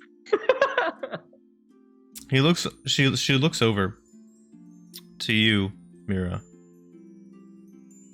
Is he alright, is he? He's not the smartest, but we just keep him around because he's good looking, obviously. If you say so. That's why you're looking at us, right? My name is Corin Brickfoot. I was told by LaCroix that, well, you might be a little over your heads. And so I've come to, well, help explain things a bit. That's helpful. Tior's definitely very over his head. Yeah, his head is low. Things are over it. But Brickfoot, Shut up, Bazaars. Are you undercover right now? Are we blowing your cover? What are you on about? I don't know. I'm very overwhelmed.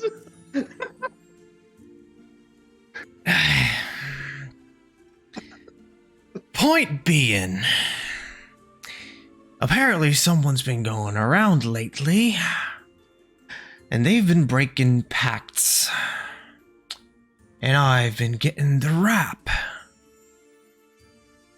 And I have Pacts a with feeling. patrons? Yeah, what other kind of pacts would I be talking about?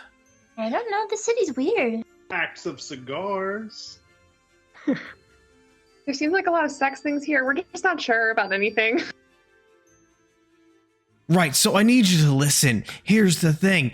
If there's a bunch of worms and there's a bunch of people getting all manipulated and mutilated and someone's going around breaking pacts, which is my job, and I'm getting the rap for that, then that means there's a good chance that they have a relic and they have more power than you know what to do with, so you might want to tread lightly. And if you so happen to come across anybody who seems to have the ability to do that, I would really appreciate it if you would visit me at the Cracked Pact to let me know who they are so I can handle what I need to handle. Do you work mean- at the Cracked Pact?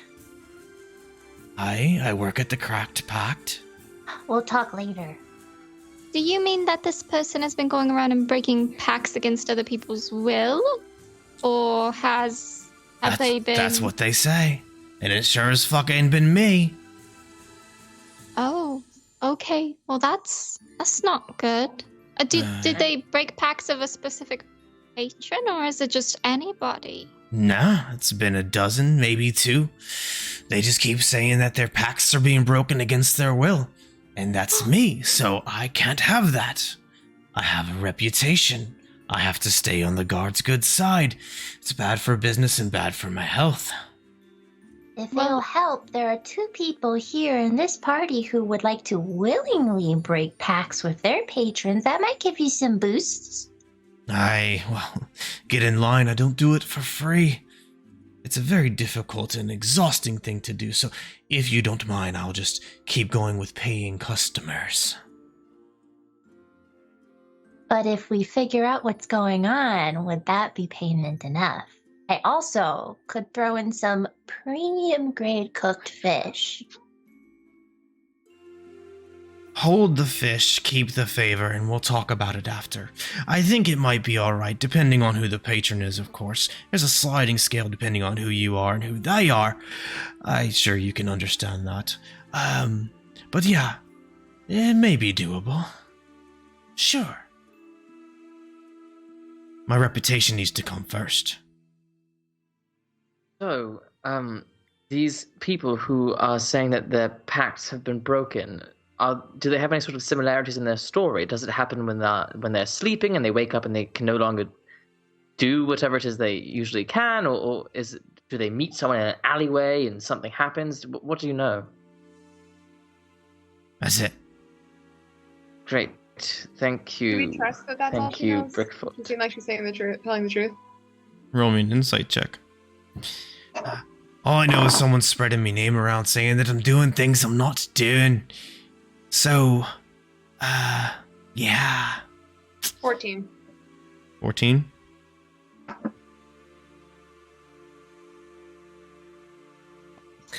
You didn't see, granted, she's wearing opaque glasses, but you didn't see her flinch or recoil. She's not sweating. She seems frustrated, but open, best you can tell. I was gonna say she seems like she sounds sincere. You trust literally everyone, so I'm not sure I'm going with that. Never let me down before. Well, are we assuming that the person who is distributing these totems and the one who is breaking the packs are working together? Are they the same person, working under the same... I sure hope so. I Or else have we have two big bads. no fucking idea. It's a big coincidence. I know that. And if the person is able to do it and they are linked and they have a relic and they have broken their pact and they have the ability to break their pact, and that's not good for you. Warlocks are one thing. Broken pact warlocks are something else entirely. Because unless I catch a little bit of an air of mistakenness here, you, and you, not you, are warlocks. And if you're warlocks, that means that if you go up against this individual, if you find them, or if they discover you, they can cut you off too. So So tread it lightly. sounds like Vavna and I need to be bait, and then the rest of you come in for the jump. That's what this sounds like. Well, we don't know what breaking a pact against your will would do to you mentally. We're already messed Oh. up. It'll be fine. But we also don't even know what to expect. It could be something that could be done from far away, or could be some sort of time release if they touch you and then 7 hours later your pact breaks. There's just so much we don't know. Have you seen these totems? Are they around? I'm assuming you're showing the totem. Talking to Brickfoot. Yeah, I'm assuming you're showing the totem. But we don't have it anymore, I don't think. No, I think I think- we still have the broken one. Do we? I thought we gave it to them as evidence. I thought they gave it back. Yeah, they Okay. gave it back. You got it. Then yeah. No. I haven't seen one of those. Unfortunately. My apologies. I would consider that fortunate, actually. Have you seen anything like this? And I cast Minor Illusion with one of the little worms that we saw 1 second. in my hand. If it's a good enough illusion, I'm gonna squish it. No. That thing looks fucking gross, but I haven't seen one. Yeah, it was pretty gross. Yeah.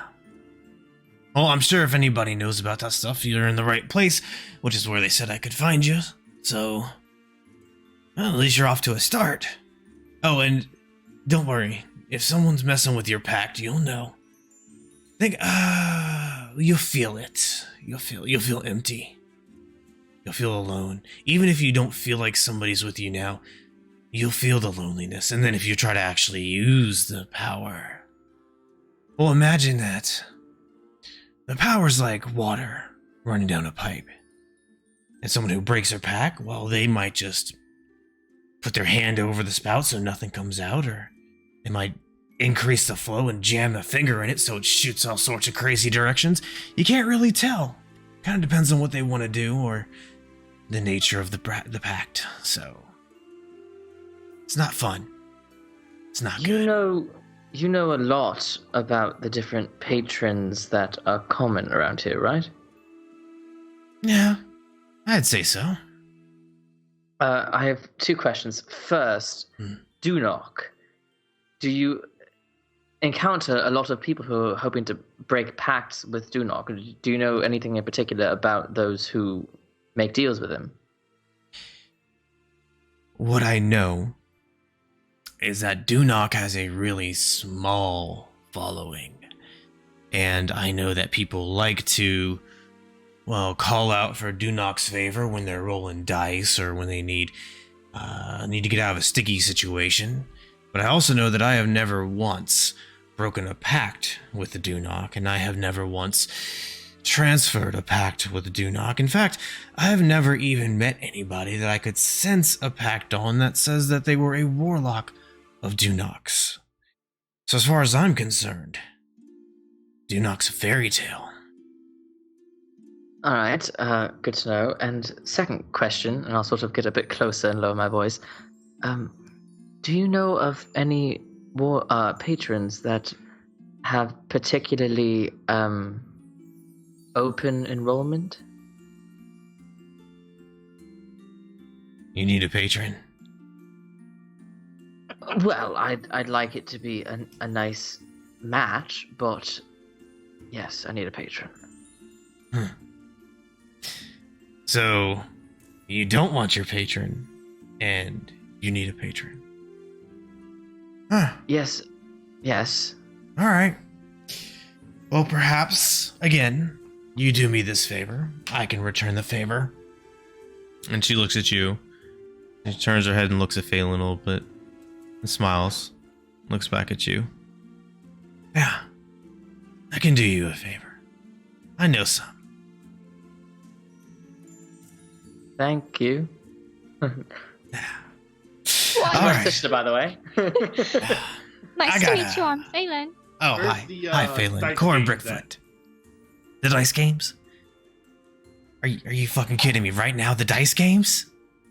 Yeah. Don't you kind of have things a little bit more important to worry about? Well, the people of Dunok, if they're using Dunok in these dice games, maybe that's a place to check out. Yeah. Not for the dice, of course not. Hey, I calm said no to down. them, not him. No judgment, no judgment. Jeez. There's dice getting thrown in pretty much every tavern here in Yonkath, and most street corners, so if you haven't seen it yet, you're really unlucky, and it's not very hard to find. Does that answer your question? Oh, yeah. Alright. Alright, you know where to find me. The Cracked Pack, good luck, let me know. Turns and walks off. Thank you. Your hair is quite. Pat's Thank you. Stop Ona it. Pat's tiara. Brilliant. Goodbye, Miss Bridgefoot. You're very lovely. She slightly I turns like over your her. glasses. She slightly turns over her shoulder. She's walking away. And stop being weird! And she disappears into the crowd. And that's where we're going to take city's weird. our break.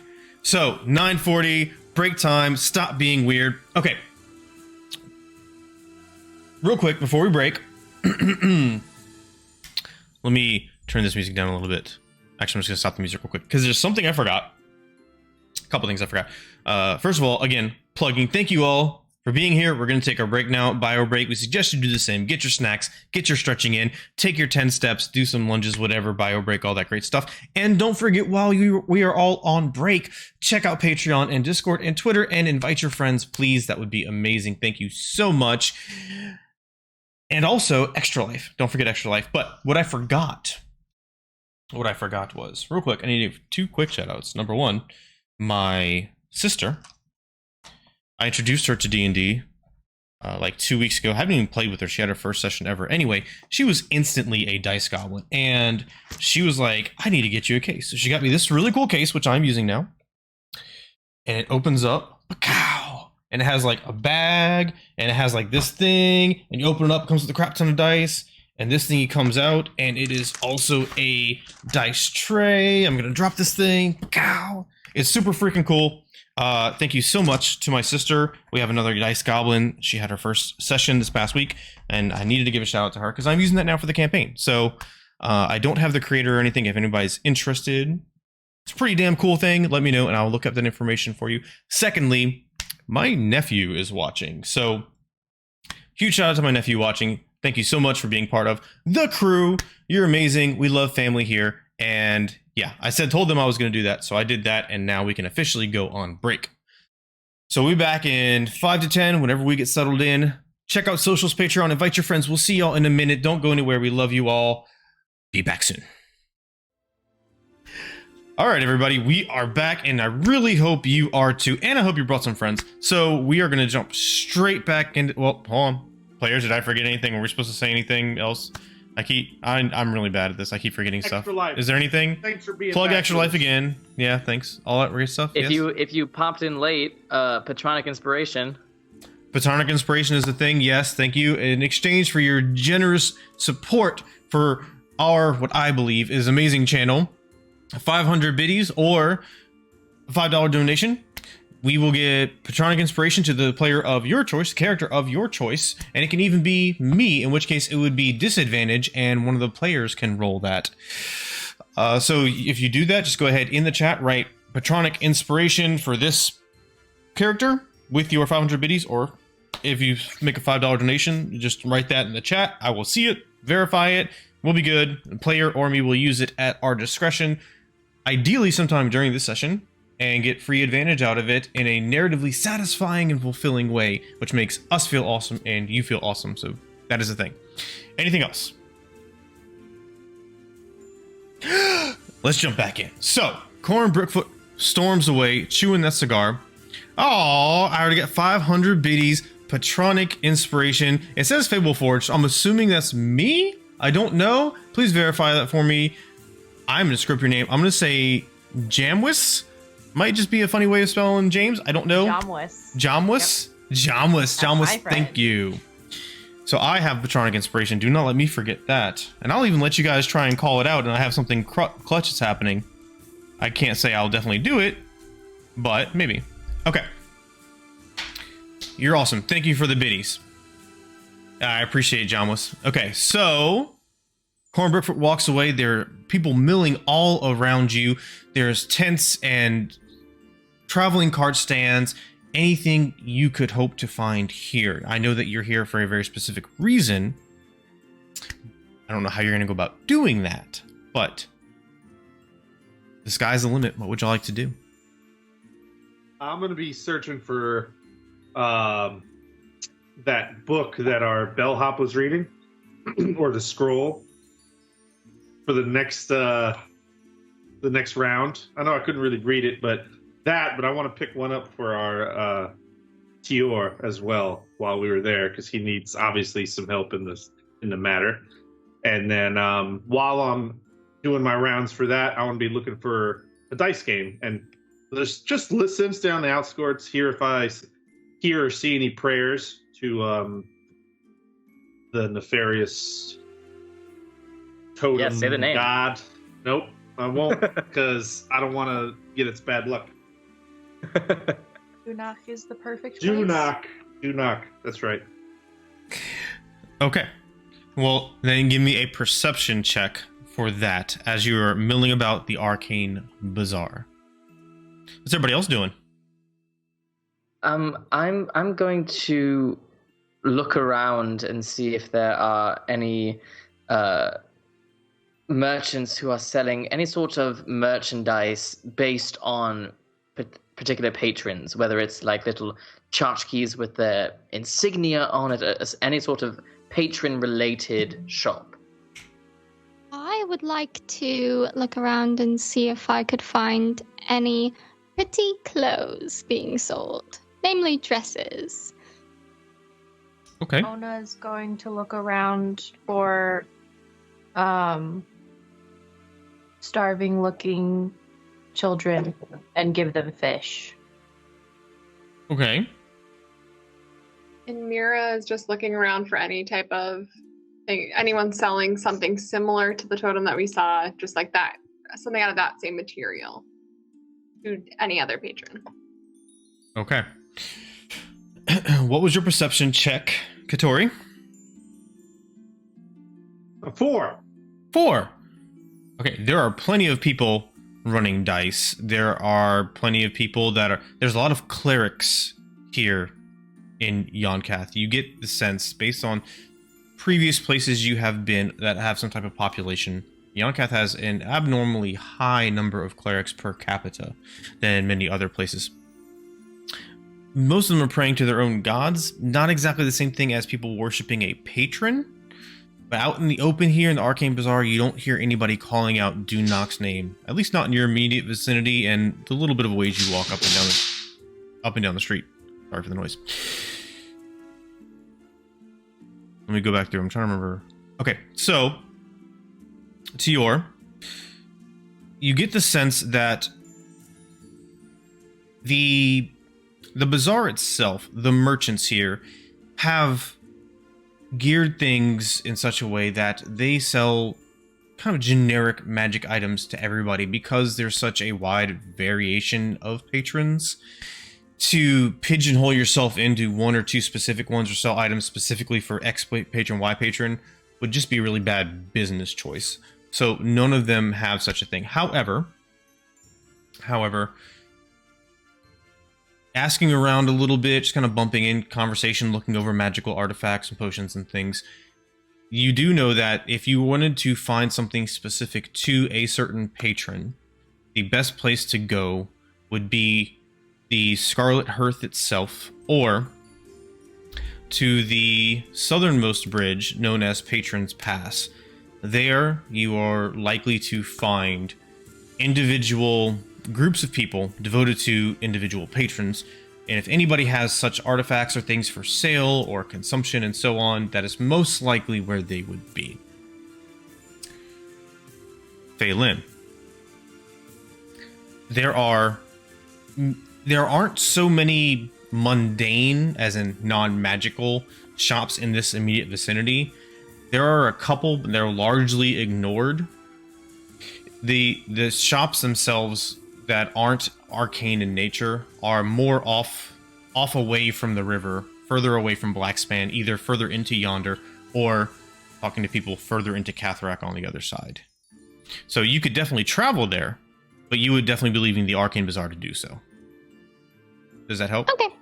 Now you can. There are plenty of magical things, dresses that are designed to make you more charismatic, or maybe to give you illusory spells built in, things like that. They are costly, but they are available. I'll look and see if I see anything pretty. Going down to Ona. Give me a perception check to see if there are any starving children. You don't see any immediately. It seems like this area is really well to do with a hubbub of activity, and if there are children around, they're usually rather plump and well fed with their parents, but there's a chance, so we'll see. That was a net one. Net one. So it's a good thing that you don't see any starving children, because you get the sense that children here seem to be doing pretty good for themselves. You don't get to help them, but it's good because they don't necessarily need your help. That's fair, but they're missing out on some pretty dope fish. That is true. Salted fish is always good. Mira, I apologize. Yours I don't remember. I think I do, but... Oh, I was looking specifically for like items made from the same material as the totem that we had found. Potentially to other patrons or something like that, just being sold or given away. Okay. Give me an investigation check. If you're just going to look and poke around, or if you want to try and talk to people, give me a persuasion check. I think I'm going to talk to people. Okay. Not that that makes it any better. That was a good 10. Okay. So the few people that can be bothered to... Let me go back a little bit. as you're doing this, trying to get people's attention, you can tell that people are kind of rushing to the stalls to get the pick of the day first thing in the morning, so they aren't left with the riffraff that most people other didn't want by around midday. So it's hard to get people's attention. That being said, the ones you do get, they're courteous enough. They don't know, they haven't seen anything particularly like those. However, they do recommend that if you're looking in this area, the people who are most familiar with it, this area, and the people that come and go here would be the proprietors themselves, the people that own these tents and carts and things like that. So they would say, check out some tents, check out some carts, talk to the proprietors, see if that can help you. That makes sense. Let me give y'all a little bit of a layout of the immediate area as far as these shops available to you to either ask your questions, peruse the items, etc., help guide you a little bit better, because I probably should have painted that scene a little bit better as well. There is... Well, let me do some clicking here. There is a large silver and dark gray tent really close by, and on a sign on the side of it, kind of made out to be like this grayish parchment stylized. It says Undying Affection, and it's decorated with a lot of bones and not natural skulls, stylistic skulls, things that people are really either really strange creatures, or they created them to look a certain way. Across the way, there is Drinks on You. A little bit further down, there is Mind Benders. Back in the other direction, they have Gem Jam. These are all signs. I'm not going to describe every tent. Just multicolored, big, small, all sorts of crazy shapes. There's Gem Jam. There is the Hurling Harpy, a Gilded Shield, and then a really large tent right at the foot of the bridge is Barlin's. Also, very curious figures. About 50 or so feet down, they stick out because there's a single fabric awning, maybe 5 feet wide, over a stool with a small end table. On the end table is a bowl of delicious-looking fruit, gleaming practically in the sun. And there's a figure sitting on the stool. Kind of almost looks like an older woman. A whole bunch of multicolored cloaks wrapped around them, and they're sitting there smoking a pipe and blowing smoke out in various shapes and things at people that walk by. So, all sorts of options to choose from. Where are y'all going? What are y'all doing? Would I run into... I'd like to... I know I didn't really use it last session, but there wasn't a chance to.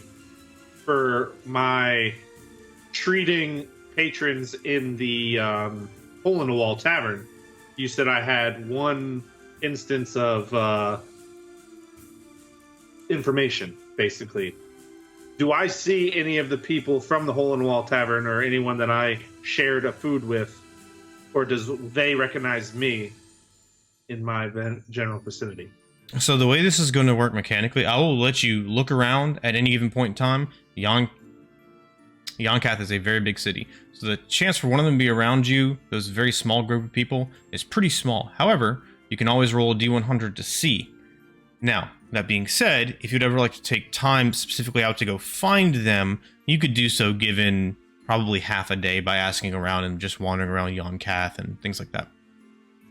Okay. So what would you like to do? Let me roll a D100 right now and see if there happens to be anybody around you. Sure.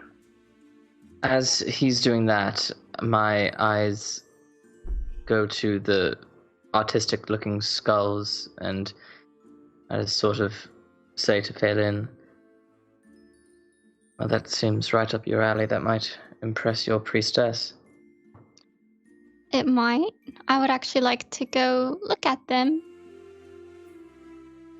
Have fun. Okay, I will. You can come with me if you'd like to. Oh, no, I think there's much more to see out here for me. Ona wants to go over to the fruit bowl pipe lady. I will join Ona there. Yeah, I'm going to join Ona as well. Okay. What was your Everyone on Ona. What was your D100, Katori?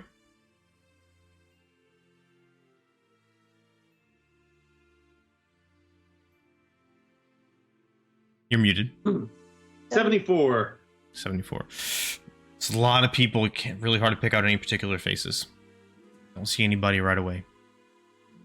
So are you going to go do something else, or go with Phelan, or go with the rest of the group? I'm gonna go to the big tent at the mouth, or at the bottom, by myself.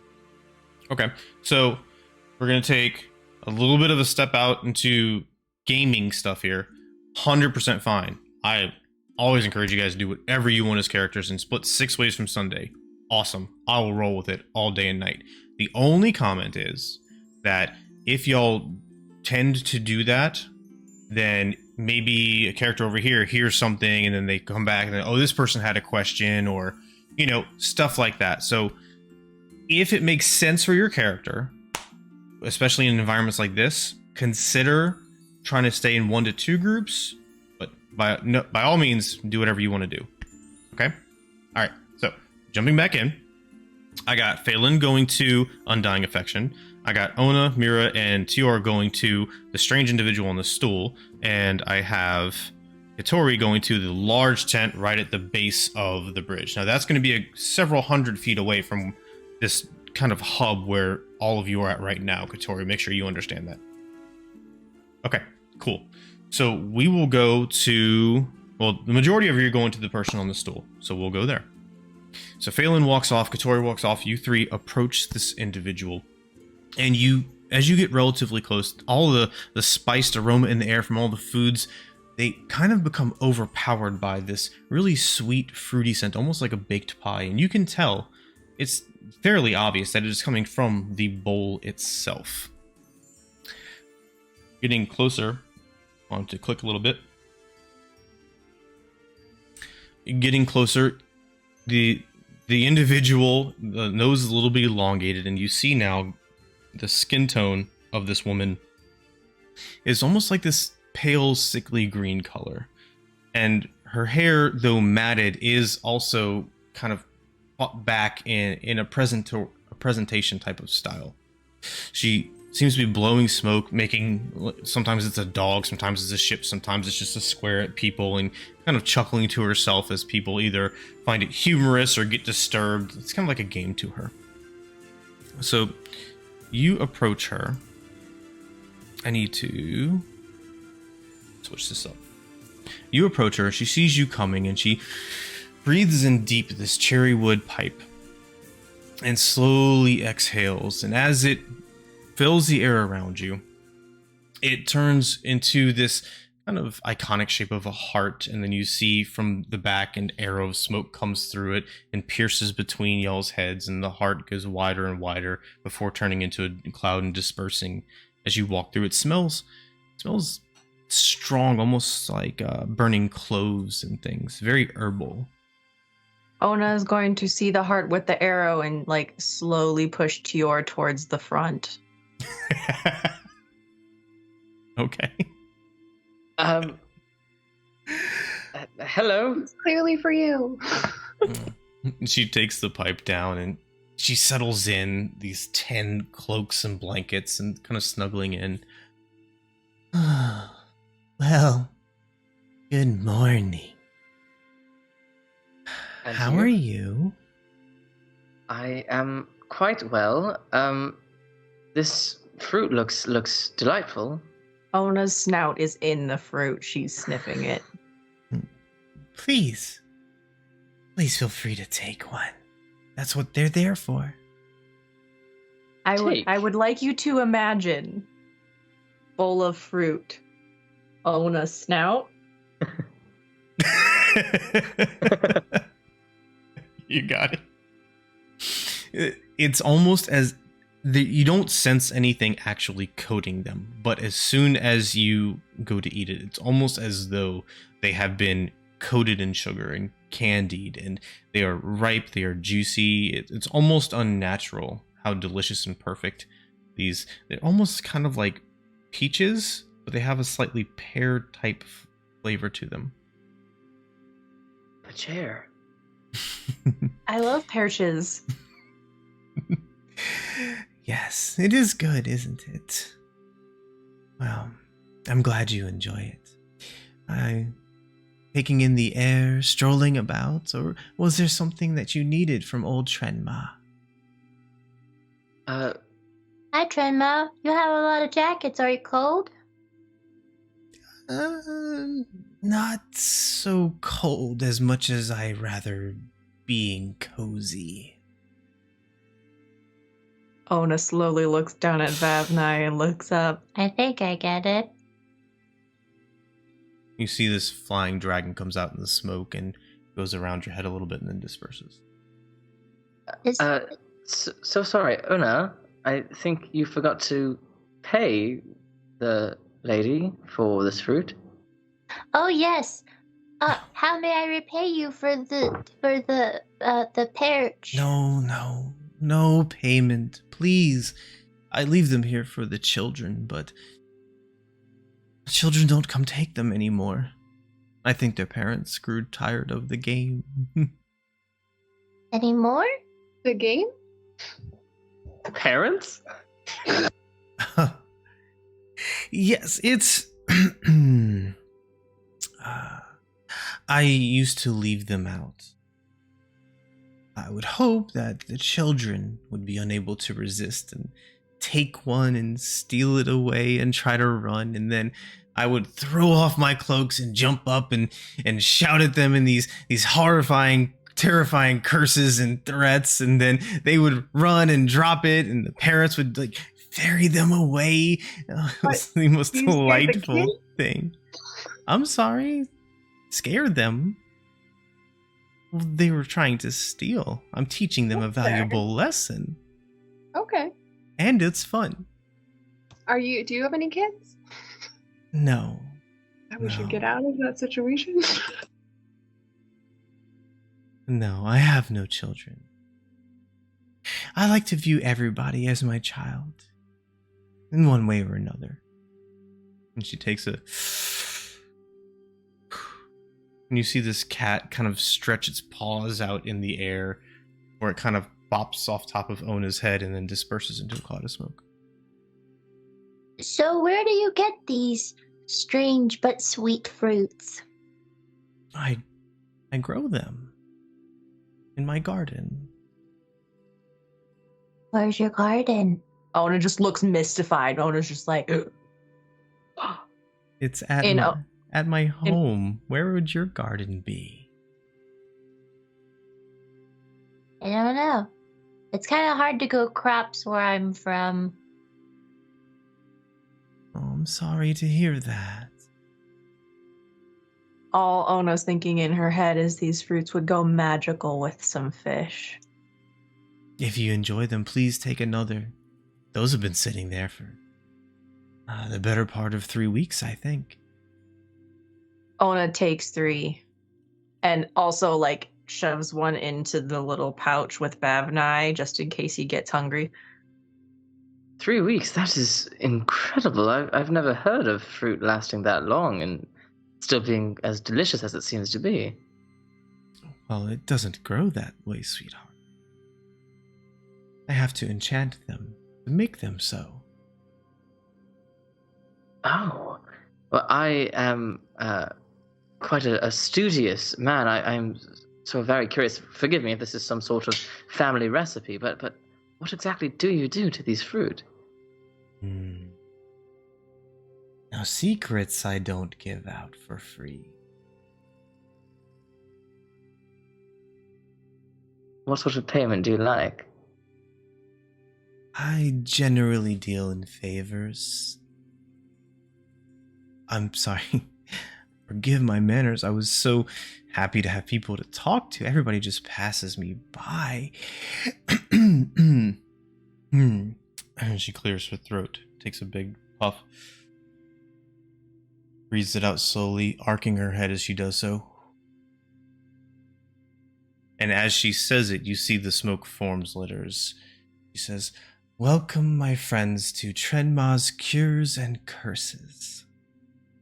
I, as you may know, as you may be able to tell, am what is commonly known, derogatorily, might I add, as a green hag. But fear not, I have turned away from that which gives us such ill repute, I offer to cure a curse for a nominal fee or favor, or perhaps curse one that you bring with you for a nominal fee or favor.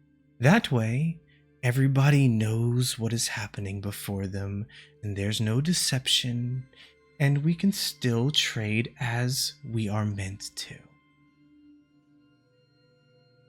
Well, I'm not exactly looking for a curse, but is there any way that you could look inside me and find an answer for me? I can try. Be careful, buddy. That's quite all right. I need to know. You are, if the stories are to be believed, quite a powerful being. And I have tried to make contact with many powerful beings in the past, and there's always been something wrong. Some sort of failed connection. I wonder if there is something wrong with me.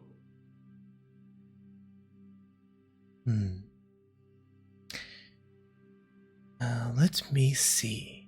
And she places the pipe down next to the bowl of fruit and rises up, and this mound of clothing rises with her and kind of falls down, draping, scraping the ground behind her. And she approaches, and she picks up both of her hands and places them upon your cheeks, assuming you don't pull away. I don't.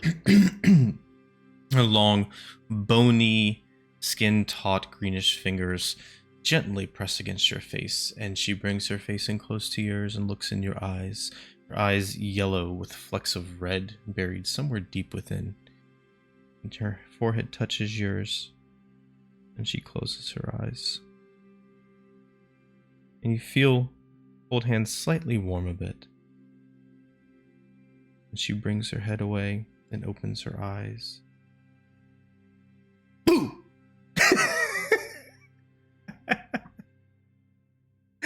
Oh, sweetheart, listen. I don't know why your patron doesn't want you, but you sound as though you're full of self-doubt. And that's just sad. So, even if you don't get a patron, at least think better of yourself. She kind of waddles back and sits back down. Yeah, let's try therapy and not hags. That's derogatory. Well, thank you very I'm much sorry. for entertaining our friend. We're actually on a bit of a mission. We experienced something kind of weird and wondered maybe if you knew anything about what was happening with all of the chaos happening around. Lots of packs are being broken without permission, and worms that are infesting people's faces and turning them into weird, faceless zombies that are hungry. Well, that sounds just dreadful. This is the first I've heard. Worms, you say? Yeah, they came out of these little, goat boy statues. They're little tiny totems, and they cracked like eggs, and it had a goat boy head and a pudgy belly, kind of like mine, but this is a person. And So Ona will go on kind of describing it and then describing the worms a little bit and what they did and how she fed them a fish and it was fine. I think I did see someone with those particular totems, or at least some similar to it. Oh, what was the name of his cart? It was a traveling merchant. He isn't here all the time. can you give us a description of him or his cart? This was a really, really large fellow. The cart had a few wheels and it was drawn by a large horse. The sign said "wantfully perfect." But I haven't seen them today. Maybe other people, maybe other shopkeepers have. I don't know.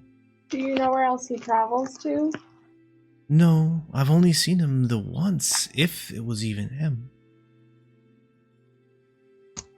Okay.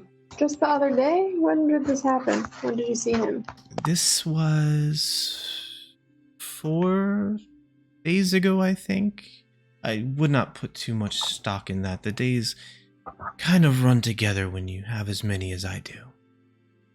Huh, don't I know it? Ona like pretending to have an actual like giddy conversation, but not even remotely understanding what that meant.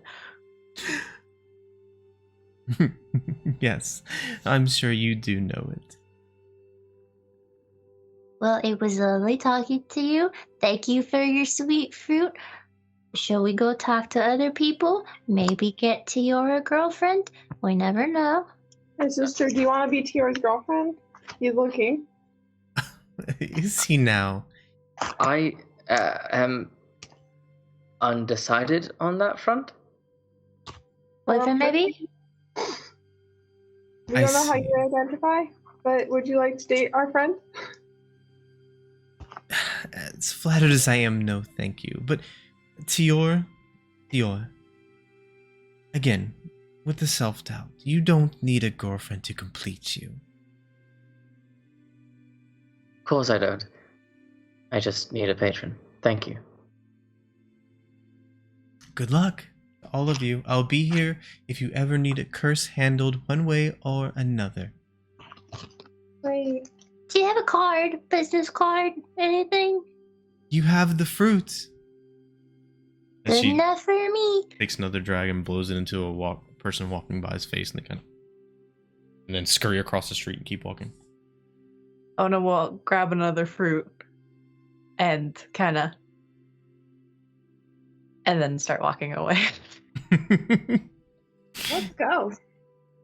Anyways. All right, so you all step away. Phelan, camera sweep, boom, right behind you as you walk into this dark gray and silvery tent. Stepping inside, you see the center is a series of tables, kind of organized in a circular type pattern, and then on the sides there are shelves and shelves, and you instantly get the sense, walking in here, that this is a haven for necromantic magic. You see a purplish, bluish skinned female tiefling talking to a customer at this moment, but she notices you walk in. There's 3 or 4 other people kind of perusing around this rather large tent. And she wraps up business as you're poking around, and she comes over to greet you, and you see she walks with a cat-like grace, but not like a house cat, more like a puma.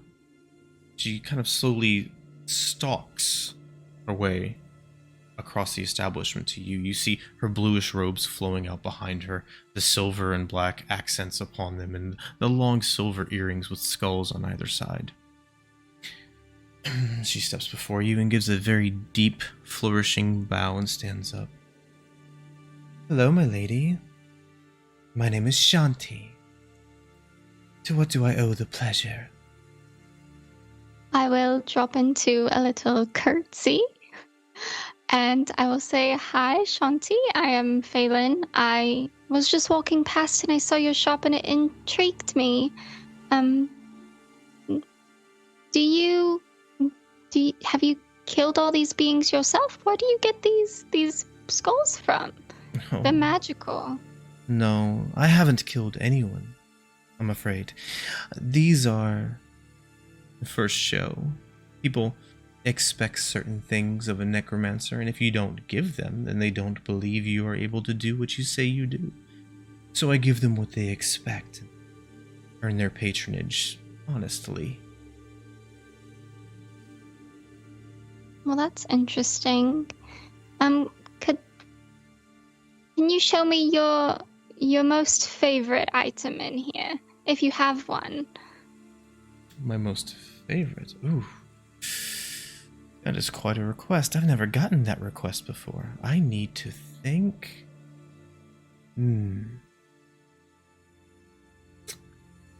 Probably these. And she walks over and motions you to follow. And one of the shelves on the left-hand side, almost all the way to the back, she picks up a jar. And within this jar, there are dozens of diamond-shaped gems. And they are clear except for this strange hue, this mote of light in each of them. And each of them is a distinctly different color, every color of the rainbow, and some you can't even quite describe. And she shakes the glass jar, and it has a strong metallic fastening clamp around it with a band keeping it in place. She says, "These. I think these are my favorite because they are so diverse and unique. These are soul gems, and inside each one of these is a different soul. And they're used for all manner of necromantic power and magic, but yes, these are wholly unique, each one of them, because of the soul that resides within. I think these are my favorite." Kind of carefully puts them back down. That's understandable. That's amazing. I'm sorry, I don't know if this would be too personal, but do you get these all from the same dealer, or do you... I'm just curious because my mother back at home before she died, she was our spiritual guide, essentially, and she taught me to be very connected with the world of the dead, essentially. And I was just wondering if you got all of these from the same place, if what other uses they could be used for besides just necromancy. The soul gems, if I got them all from the same place, is that what you mean? Yes. If I'm not sure if you just collected them over time, or if they were all... I crafted the gems myself, and one of the alternative forms of payment that I accept, as do many here in Yonkath, is I will perform tasks that involve my abilities, and in return, if the task is important enough, then the clients will offer their soul in exchange. Not immediately, mind you, that would be barbaric. No, but when they are to pass on willingly. So I give them a charm, and then when they are to pass into the afterlife, instead they come here, into a soul gem I have specially prepared for them. And they reside until they are, well, put to good use. That's very interesting. I've never heard of that before. I'm sorry. Well, I think your little shop here is lovely. I was just very curious. I've never seen such a collection of death in one place, but I think it's very interesting. Yes, interesting is a good word. Powerful is another. See, why I am drawn to death is because no matter what you do, or who you are, what you achieve or fail, eventually, we all rot. It equalizes all of us. And so in that way, we are all connected. We transcend the problems, the trifles of the day. We all come as one in death. And being able to harness and manipulate that, well, that's just really cool. I agree, that is very cool. Let's say perhaps if someone were to kill someone and want to capture their soul, do you know what that's usually used for? Like, what kind of, like, is it just essentially like a way to charge your powers, or is it used for something in particular? And there are many different ways to use it. You can use it to, yes, restore some of your own energy. You could use it to embolden yourself, your fortitude, your constitution, your body. You could use them as a temporary servant of sorts. See, the thing about necromancy is it's shunned so much in so many places that we haven't really tapped that well. People are doing it, but not sharing their findings, and so it is definitely one of the more experimental and exciting fields of study. That's understandable if it's not used. I definitely think that it's interesting just from this little tidbit that you've shown here. Would you know, recently we might have come across, me and my friends, they're not here right now, but we came across a being. It was small and like black and gooey, and it tried to burrow its way into our bodies. But when it was analyzed, they said it was necromantic in a way. Have you ever heard of something like that? Something that tries to take over you from the inside, like a parasite, but with necromantic energy. That is unique. I have a friend. He studies all manner of things. So there are many creatures that naturally can tap into necromantic energy. Give me a moment. And she steps and she walks off and she goes behind a divider in the tent. And you wait 10, 15 seconds. You hear some wooden objects opening, closing, things like that. And then she comes back out and she has a smile on her face. A little bit of a twinkle in her eye. And she's holding this relatively thin but kind of large square tome. The outside has this dark leathery appearance, but also almost appears kind of slick. And covering it are tiny, hundreds of tiny little, almost like pearls, kind of embedded in. And she walks towards you and she hands this to you. She says, "This is, well, I suppose it doesn't really have a name. My friend, he goes out and he studies things and he shares these things with me. This is a field journal and it covers all manner of parasites that exude necromantic energy. You're welcome to flip through it momentarily, although it's somewhat hard to decipher, so you may not get much use out of it. But you can see if it's something you can at least understand, and then perhaps we could trade for it." A trade, you say? Yes. Okay. So this trade would be to keep the journal? Yes, so that you can decipher it and see if it has anything of use. I would like to just flip through it real quick and see if I can find anything that seems to speak about that thing or something similar. Okay. Give me a quick investigation check. I mean, it's a normal roll, but investigation check. Oh, that was a natural 20. Okay. So, thumbing through, it is written in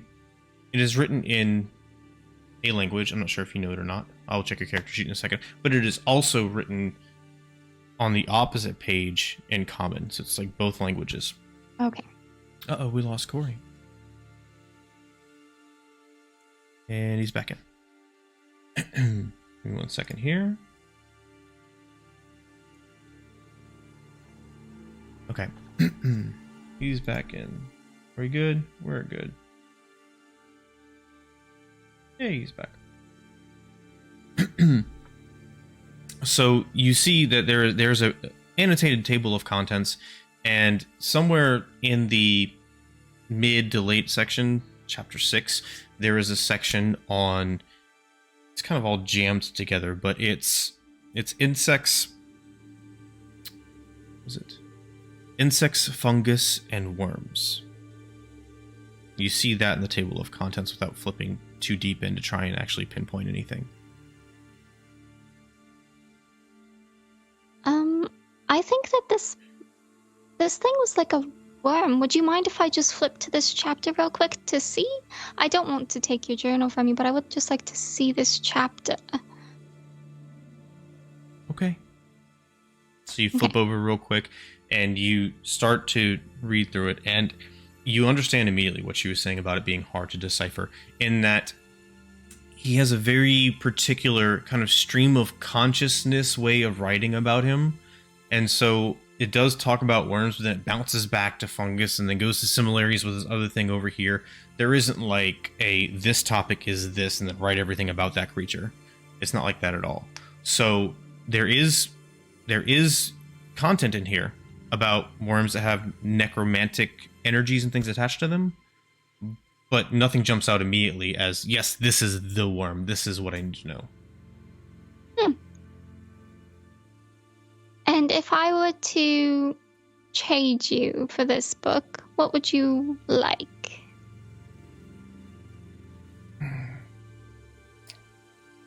I have a special order. Someone requires me to find them,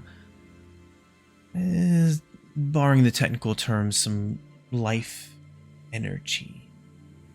And so I would just need a little bit of blood from you and several more people if we can convince them. And if you do that, you can have the book. So you need the blood from a couple people to do... Do you mind if I ask what exactly? You don't have to go into specifics, but... The jar is enchanted, and through your blood, as it streams momentarily, it will take a little bit of your... the energy, the essence that gives you life.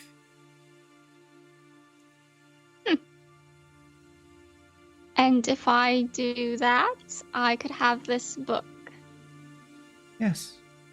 A simple trade. It's one of a kind. It is one of a kind, and so is my blood. I would have to confer. I might have some people that might be willing, but I would have to ask. I don't want to take it against their will, obviously. I will confer with them, and I will get back to you, but thank you for letting me look at your book, and I like your skulls. And you're very pretty. Thank you. You're attractive yourself. And she kind of eyes go down a little bit and come back up, and she takes the book and goes towards the back.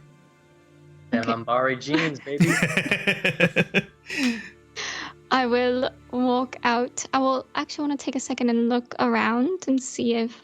Just look and see if do they have, like, anything else interesting? Any, like, fairy skulls or dragons, like pseudo-dragons or anything like that?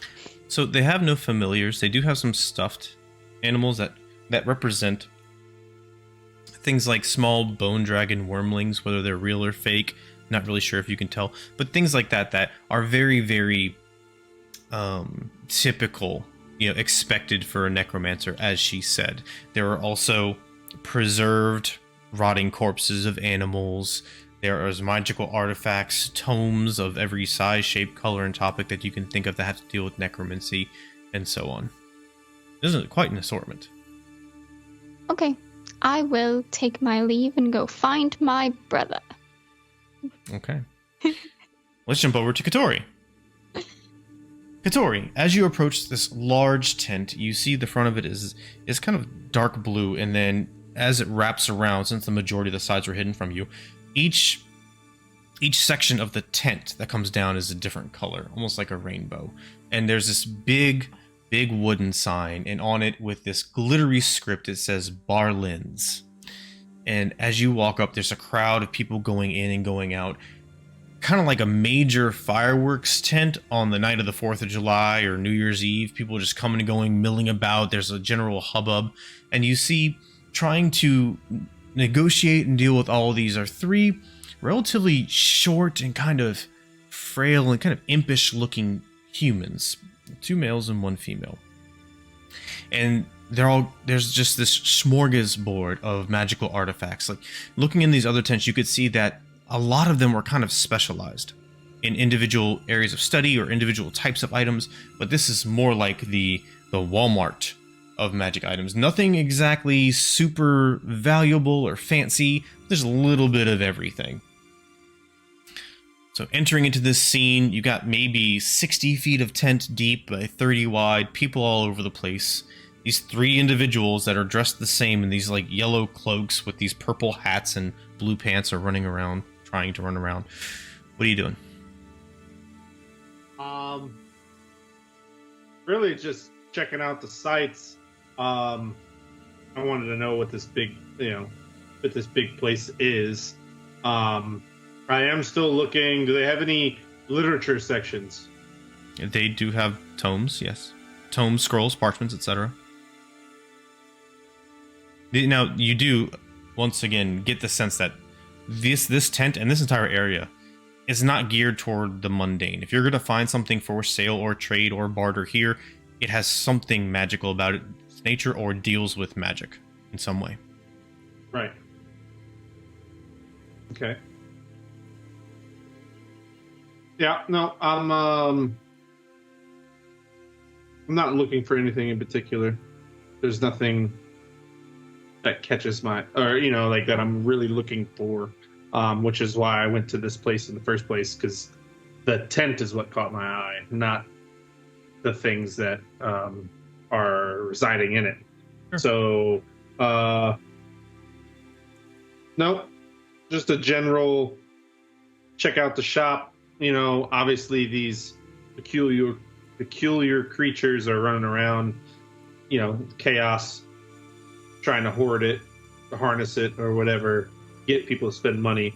So if anything out of the ordinary catches my eye, that's basically all that would happen, really. Okay, there's a lot of activity and a lot going on here. It's pretty overwhelming, so give me a perception check with disadvantage.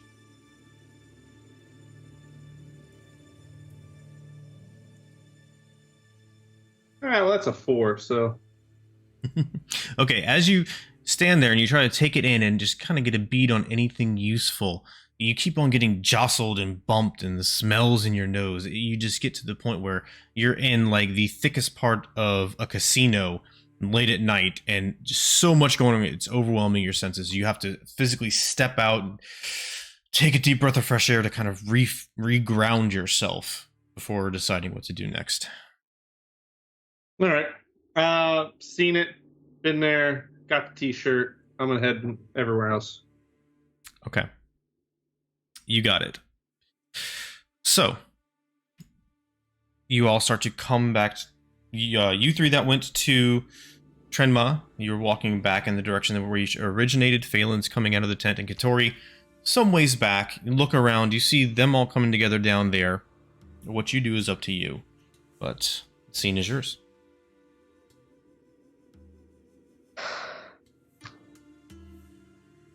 Sister, you find anything good in there? Yes, actually. Well, she showed me a bunch of souls, and that was very cool. But Like of shoes? No, like of people.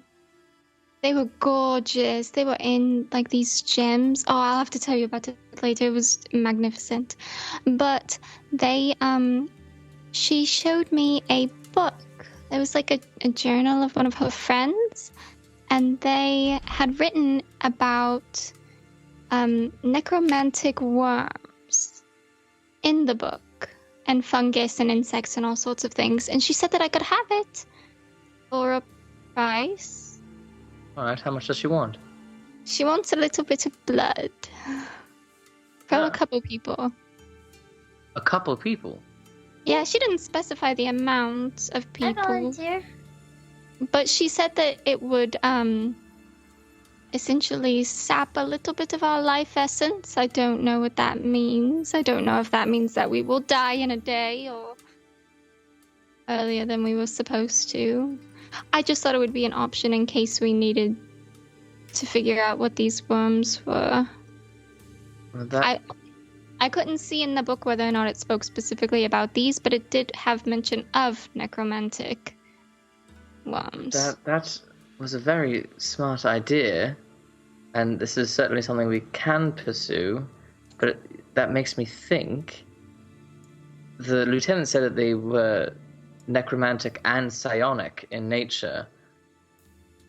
Correct me, DM, is there some sort of mind blower shop?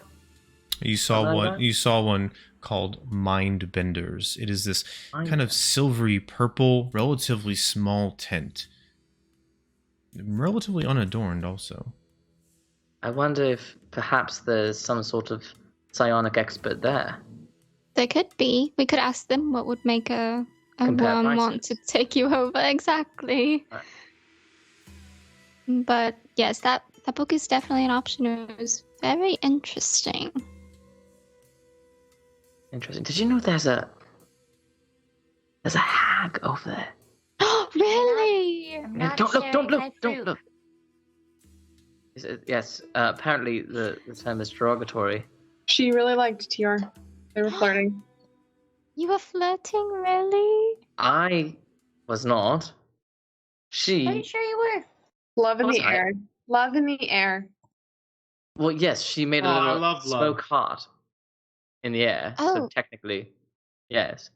Brother, what I if she mean, likes you? That moment where your face A hag would love to live in Grimloft. Don't hags eat children? Your face is touched. Let's I get mean- back to that. Yeah, their faces touched. It was pretty You romantic. touched faces? Yeah, What did It she was a- smell She like? looked inside him, okay? Deep She looked into his inside him. eyes. I don't know if she actually did. She might have been full of shit. Wait, what did you do?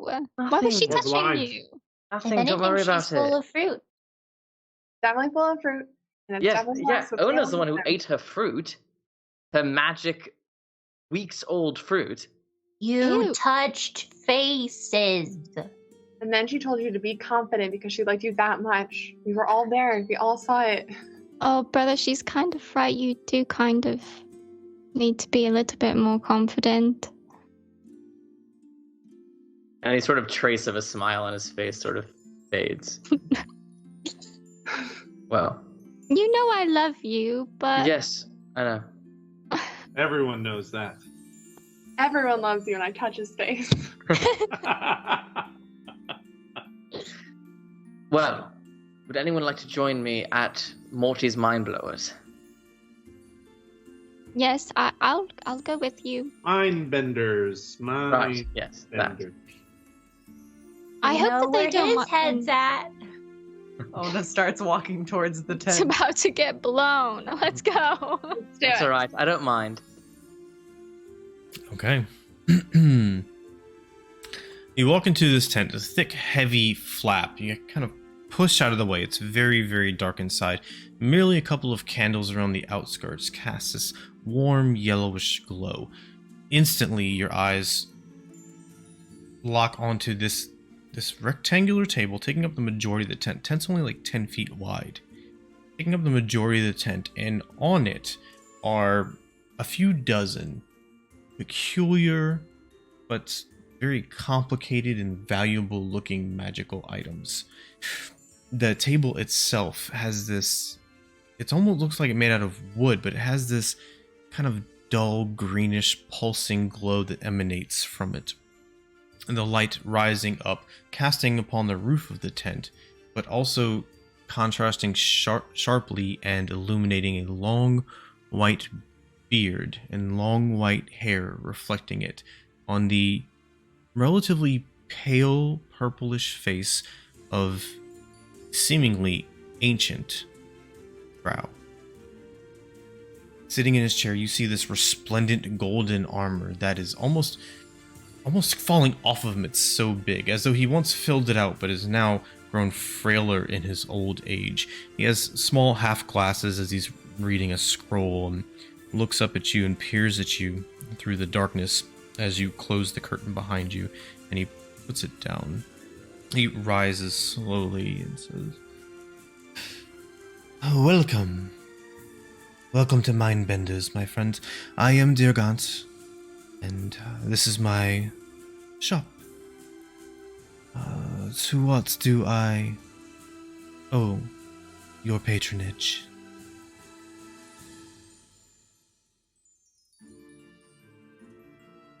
Greetings, grandfather. I am Tior Ambari. This is my sister Phelan and our friends. We are interested to ask you a few questions about your wares and perhaps pick your mind for a bit. Also, Katori, you are muted, just so you know. Feel free to ask away. Well, I'll sort of flash the medallion.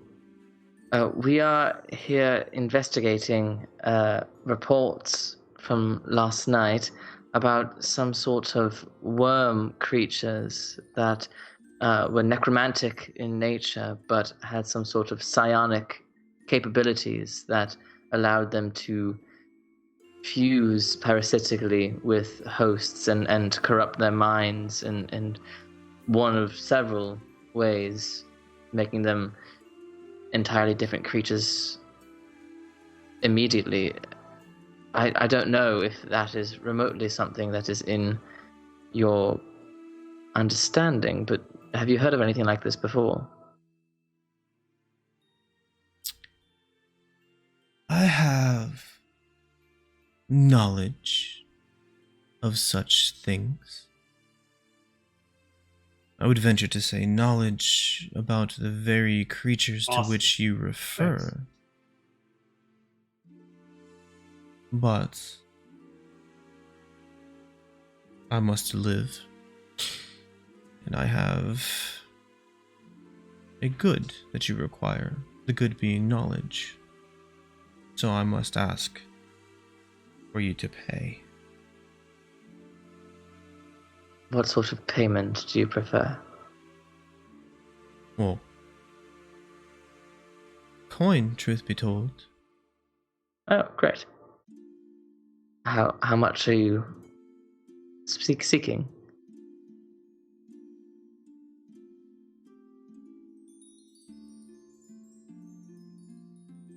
There are 6 of you. You can see into your pouch, owner. Hide him.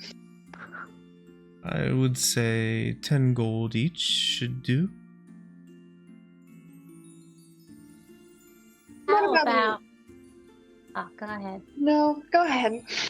You're probably better at this than me, but how about 3 gold each and a very, very healthy amount of cooked seasoned fish? At that, you see his lip curls. No, I'm not a fan of aquatic food. I don't like them. Well, that is a bit steep of a price. One that we are not opposed to paying, but we have reason to believe that we could find these answers elsewhere merely by sacrificing some blood to the necromancer down the street. So, if you would like our patronage, perhaps we can come to a bit of an understanding. I may be persuaded to lower the price a bit, but I am not in any difficult circumstance, so my price will not go down much. If you have something else to offer in addition to coin, I will entertain such offers. Do I? Let's see. Can we have a quick powwow? Everybody huddle up. Okay. What are we willing to give? I have nothing. I can make things seem twice as valuable, but we could give Oh. him half the amount. He's also a very old drow, which means that he is incredibly old. I'm not sure if any sort of base illusions will work on him. Especially if he deals with things of the mind. I think that he would see through anything. Fair. Or else I would. But also, I did not show my badge to the necromancer, so maybe if we showed the badge to the necromancer, she would give us the book. But she also, I don't know, she seemed like the type of person to just give us the book if I show her a piece of metal. No, I think we either spend a lot of money here, or we shed some blood there. Or we shed some blood here. Ona kind of like...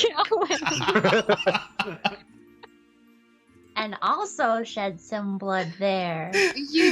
But only one of these things is voluntary. Hold. I don't know if we want to be making enemies here. I also don't know if we want to necessarily be making pacts with necromancers, which is why I'm so hesitant about doing that one. I don't know what she meant by it would take part of your life essence. Because if blood is just your life essence, then sure. But if it means, like, take years off your life, I don't know if that's a fair trade for a bit of information. Did she make you believe at any point that it was a sort of temporary thing or a permanent thing? She needs the blood to open something. So probably permanent. That seems temporary to me. It's like, you just I'm pop it guessing open. that our life essence is pretty... That effect would be pretty permanent. All I'm saying is I am not a fan of blood. It's why when I make strikes with my sword, I use necromantic energy to just sort of erode people. Not a big fan of blood, but if it is necessary, I can close my eyes and sort of do whatever we need. Ona just stares What? dead into Tior's eyes and just... Unalive them. Murder them. Unalive them. Sounds way better. Are we gonna have a murder? Have we exhausted all of our options? It seems like we don't have anything of value, but we don't want to give up a lot of money, and all we have is ourselves and our blood. So, Blood it is. I like the blood idea. Also, how much money do we have? great question. I Y'all have- rich? We don't know. I have about, if I were to convert it all to gold, I have about 23 gold pieces. Jesus. I have about rich. 25 gold pieces. Right, so you can cover our bills. We don't have that. But even that would be not enough to cover all of us. What if only one of us stays for the information and the rest of us leave? Then we don't have to pay all of our tabs. It would just be the one person. But And then we cause some blood. Or one of us comes in as a different person. I don't know. I really don't think any sort of illusions will work on I an know. ancient psionic I'm expert. just trying to brainstorm, Tior. Okay, I only have limited skills. You're preaching to the choir. I I thought can you were hit things with a Tior. sword, or I can Ladies, hit the man. longbow. Yeah, you're a flirt. We know. Okay, do we want to go give them her our blood? I don't know. I don't Nothing know. bad could come from this. I like this plan. It seems like a bad idea. I have a DM technical question. Yes. I've been with Vavnai for a while. I know how he is. Mm-hmm. In this situation, I feel as though Vavnai would willingly give some of his blood up front. Because he is not here, and he is napping We're in gonna my bear traffic in some blood. pouch, would I be able to make the call of, Matt and I have already talked about this. We've already discussed if these kind of things have happened, and he would gladly volunteer blood. would that be a possible thing? So what I would like to avoid, to explain why the answer is no, what I would like to avoid is any player making potentially permanent decisions, since y'all don't know what it is, potentially permanent decisions for another player's character, or stealing from another player's character, which would be using their money. So anything that involves those two, the answers could be no. All right, fair. It's all right. I would just be worried. Well, I would just be worried that that book would not give us all the information that we actually need, because I couldn't read it fast enough to tell whether or not it had those actual worms in it. I know it spoke about necromantic worms, but it didn't specifically, from what I saw, I couldn't see anything specific about those worms. But So it we did could talk take about years them. off our lives and then still not get I the don't- information we need, and then need to pay anyway. Have Yeah, you and I also don't know. considered that we'd be paying for information that he may not actually have? Ooh, fair point. Fair point. We're getting a lot of scammed. money. We just have to believe. Okay, In you are not good helpful in these moments. Will give us the information. So let's take out a limb and look at the good. We're going to get the information about the Why necrotic don't we worms. just offer your services and sing to him for an hour, and let's see if that does it. I assume that Katori would be like waving his arms around, take a limb.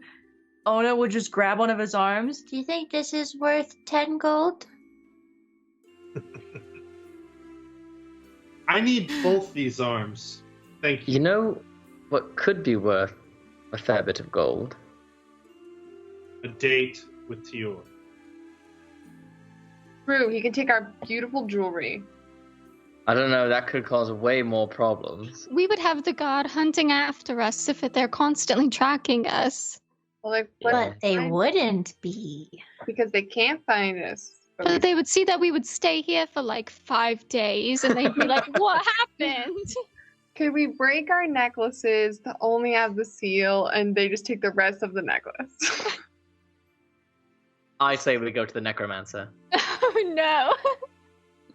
Can we just need some clarification on what we're doing. All there. I'm saying is I already have some sort of knack for necromantic energy.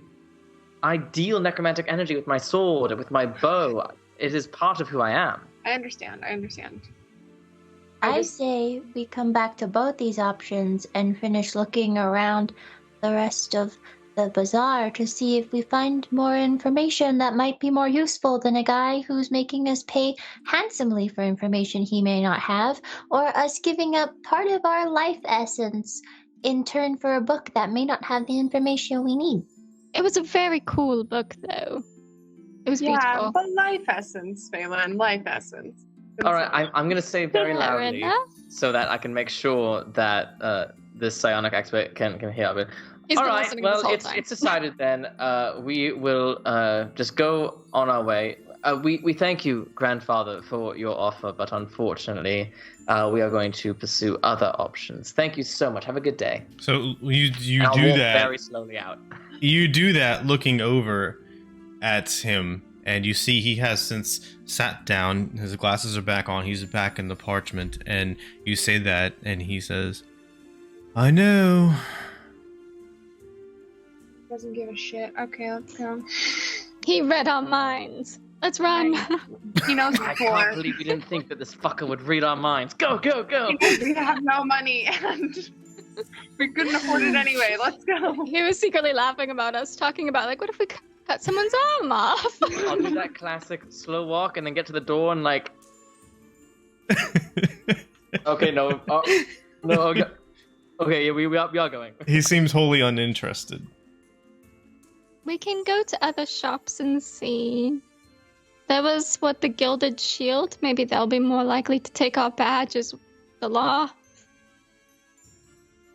Sounds like a place I might want Shield to. is not the Gilded Galley, right? DM? Correct. Copy. We should be careful on how many people we show this thingy to, though. Yeah, that's right. Let's say that. We can just get the vibe. Vibe check? Vibe check. We have a vibe of a. The vibe check over at that big circus tent is not good. So let's not go that way. Wait, tell us more. Tell us more. What happened? And nothing happened. It's just seems the undesirables go there. Yeah, it's like the Walmart of Magic items. We have one in Gwenloft. Do So we? I guess I love a everybody deal. I guess everybody except for Tior can go there because he is very valuable. He's desirable. He's desirable and he should know it. That's what we learned today. This is all about self-affirmations for Tior. That's just Episode sad two. that that's the Tior's only hot. thing. That's the only thing we did learn. That's the bad part. That is Tior's actually- just the stud of the group. Like, The title for this one will be Blood and Smut. Tior is definitely like the woman in a rom-com who wears glasses at the beginning and then right before the final act becomes super hot. Yeah, but we're only in episode 2, so you had took off your glasses like Glasses are 3 off. seconds into the movie. And maybe this is Tior's final act. I don't know. Oh, Yeah, Oh, go give him some life essence. this is gonna be some like weird Benjamin Drain Button your version whole of body. this. Yeah, I mean, He regresses back into the Get old enough glasses. so then the hag becomes a really good romantic candidate. Vapnai's missing out. He's missing his chance. Vavnai could have gotten us that thing. The information from that old guy. Oh, for sure. But we Mm, could also. There is a gem shop. What else is there? DM, could you go over the shops we haven't been in yet? Gems, Yes. the Gilded Shield. There is Drinks on You, Gem Jam, the Hurtling Harpy, and a Gilded Shield. Those are the ones in the immediate vicinity. Hurtling Harp. Gem Jam. I mean, I can assume that sells gems. What the hell does the Gilded Shield? I guess there might be shields and armor and such, but the harpy? What does that Maybe sound? it's like a game. Maybe you can throw harpies through the air and then you'll win a prize. Or That's it could be what it anything probably else. is, So for I'll sure. give you a little bit of the benefit of the doubt here. So these are mostly open air tents and or cards. So Gem Jam appears to be more of kind of like artificing enchantments. And the Hurtling Harpy appears to specialize in ranged weapons and thrown weapons. The Gilded Shield seems to specialize in shields and armor, as you said. Make sure there's nothing else here. Barlin's Well, is the if- catch-all. Drinks on You is a potion shop. Seems to be. Apothecary. And there's a shop for ranged weapons, but there doesn't seem to be a shop that specializes in melee. No, those are kind of scattered throughout just because that's the predominant form of things. Gotcha. Well, in that case, I will just sort of poke around and see if there's any sort of interesting rapiers around Okay, what's everybody else doing? while we're looking. I want to look at potions. I'll go with to the potions because those Yeah, are I'm also gonna join that as well. Katori, Drinks on Dylan, I'm going to the potions. potions. I love potions. All right. Well, Love potions. moving in that direction.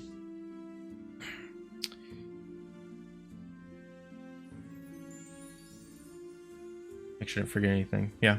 Moving in that direction, you kind of round a little bit of a bend in the corner, moving away from the black span. And you see over the right-hand side, around this corner, tucked away a little bit in an alleyway, a relatively unadorned wooden wheeled cart with a sign on top that says "Wantfully Perfect."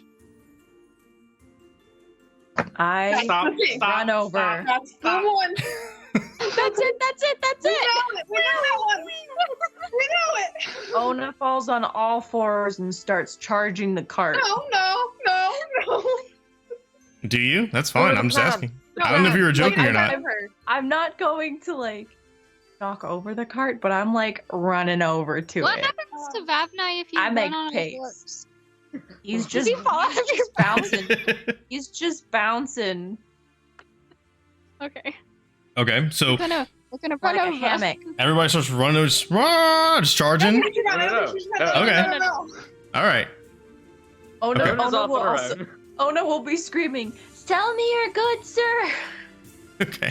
She's charging the cart. So you cleared the tents and you cleared the line of people that are there by the tents on the main row, and this one's kind of tucked around the corner a little bit. As you break through that line, you see several more individuals. It's kind of right there at the edge of the alley. You see several more individuals scattered around, looking at this individual who's standing up on a little bit of a stool. And this merchant, he's very opulently dressed. He has a lot of like reds and blues and fluffy hat and fabric and felt and everything. And the stool he's on is made of metal, because this individual standing up is good 5'6", 5'7"-ish, but he is almost as wide around as his cart. His face is flush, his eyes are kind of glistening, his sweat is beating down, and he's talking, I can have anything any of you want. Just step right up, come see me, I will give you what you need. There's 5 or 6 people out there in front of him as you quickly walk up shouting and kind of cause a ruckus, and you Not walking. running. Charging that thing. Make way, make way. You are quite the specimen. What is it that you would like? What wares do you sell? I sell exactly what you are looking for. Trust me. And he turns around and he grabs a small object and he puts it in front of you. What is it that you desire? What's the object in his hand? As it comes around, it's kind of blurry in your vision. And then as he says, what is it that you desire? It takes shape of something, a small object, a trinket, something that represents something important or valuable to you. Something that you would just be like, yes, I gotta have that for personal reasons. Something sentimental. Fish. Oh, Tell me the fish. no. Tell me the fish. It's definitely not a fish. It is the biggest salmon.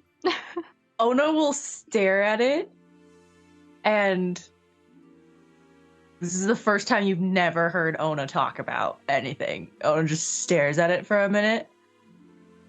How do you have that? As you're saying that and doing that, everybody else, he turns around and he's holding it up and he's on the stool so everybody can see. The same type of thing happens to each of you. It's blurry at first, and as he asks, what is it you really want? It takes shape. It doesn't grow, but it takes shape into something that you long for, something with sentimental, personal value that you strongly desire.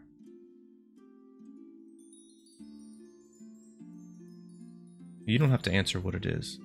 But he says, once the effect, he can see everybody's face kind of locked and everybody quiets down. You can have it. I have as many as you need for 3 copper apiece. Who wants it? Why are you selling this for 3 copper? How do you even have this? You should not have one of these. I have it for you.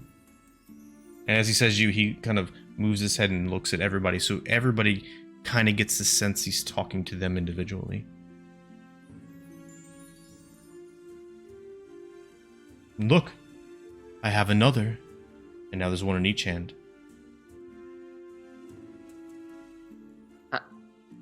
I step forward. I can have this for 3 copper.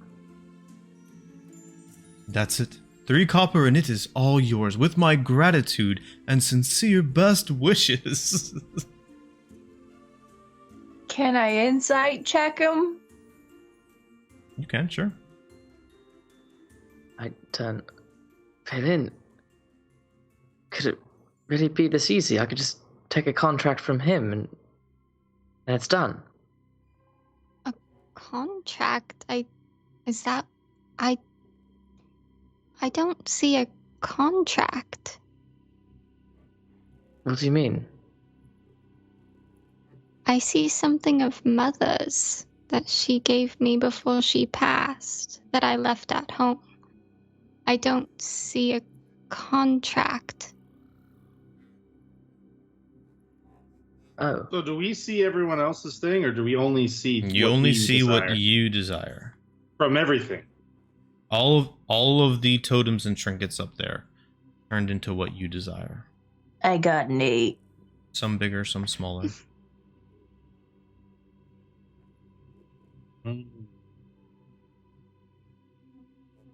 Is Katori's just a big bag of money?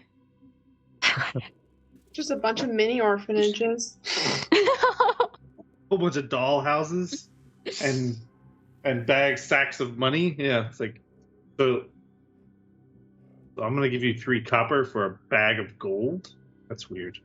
If gold has sentimental value to Katori, sure. That doesn't really. No. Okay. I got 8 for my insight check. Give me a second. I need to roll, and I will use Patronic Inspiration on this. So that means I'm rolling with disadvantage. So I'm gonna roll 1, and since you are the other one I'm contesting against, Ona, you roll the other d20. I rolled a 7. And it's definitely going to have a -1. So right now the max it can be is a 6. I rolled a nat 1. A natural 1. Nice. So that came in handy. Thank you for the Patronic Inspiration. That worked out well. What is it exactly that you are trying to decipher? I am trying to decipher. I guess Ona's trying to figure out why he is evading the topic of how he got what Ona sees he has, and then how he like now has 2.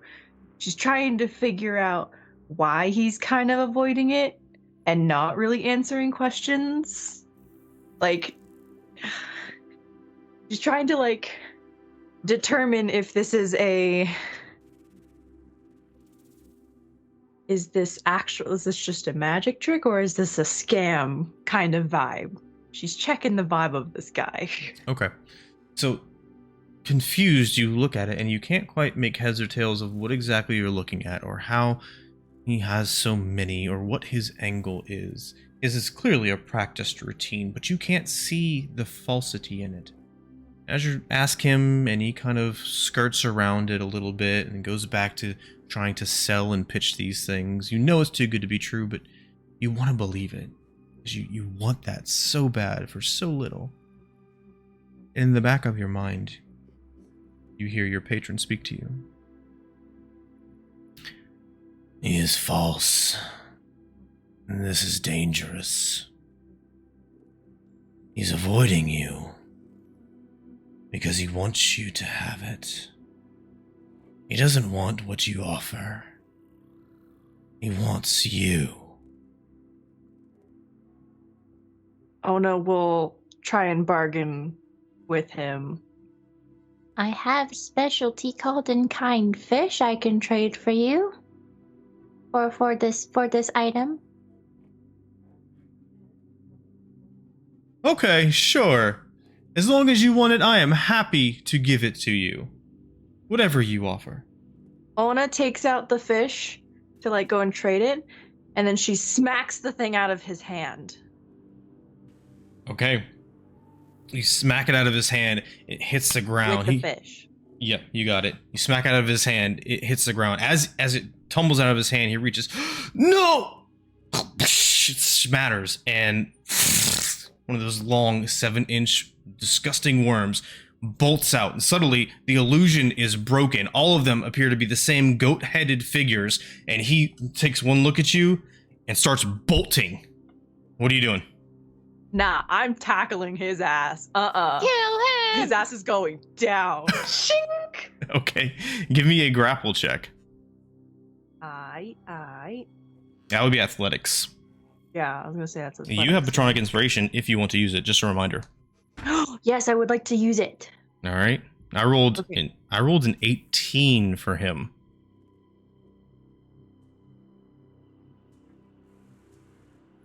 That is a 19. 19. Well, let's see if it's a nat 20, just for fun. It was a natural 20.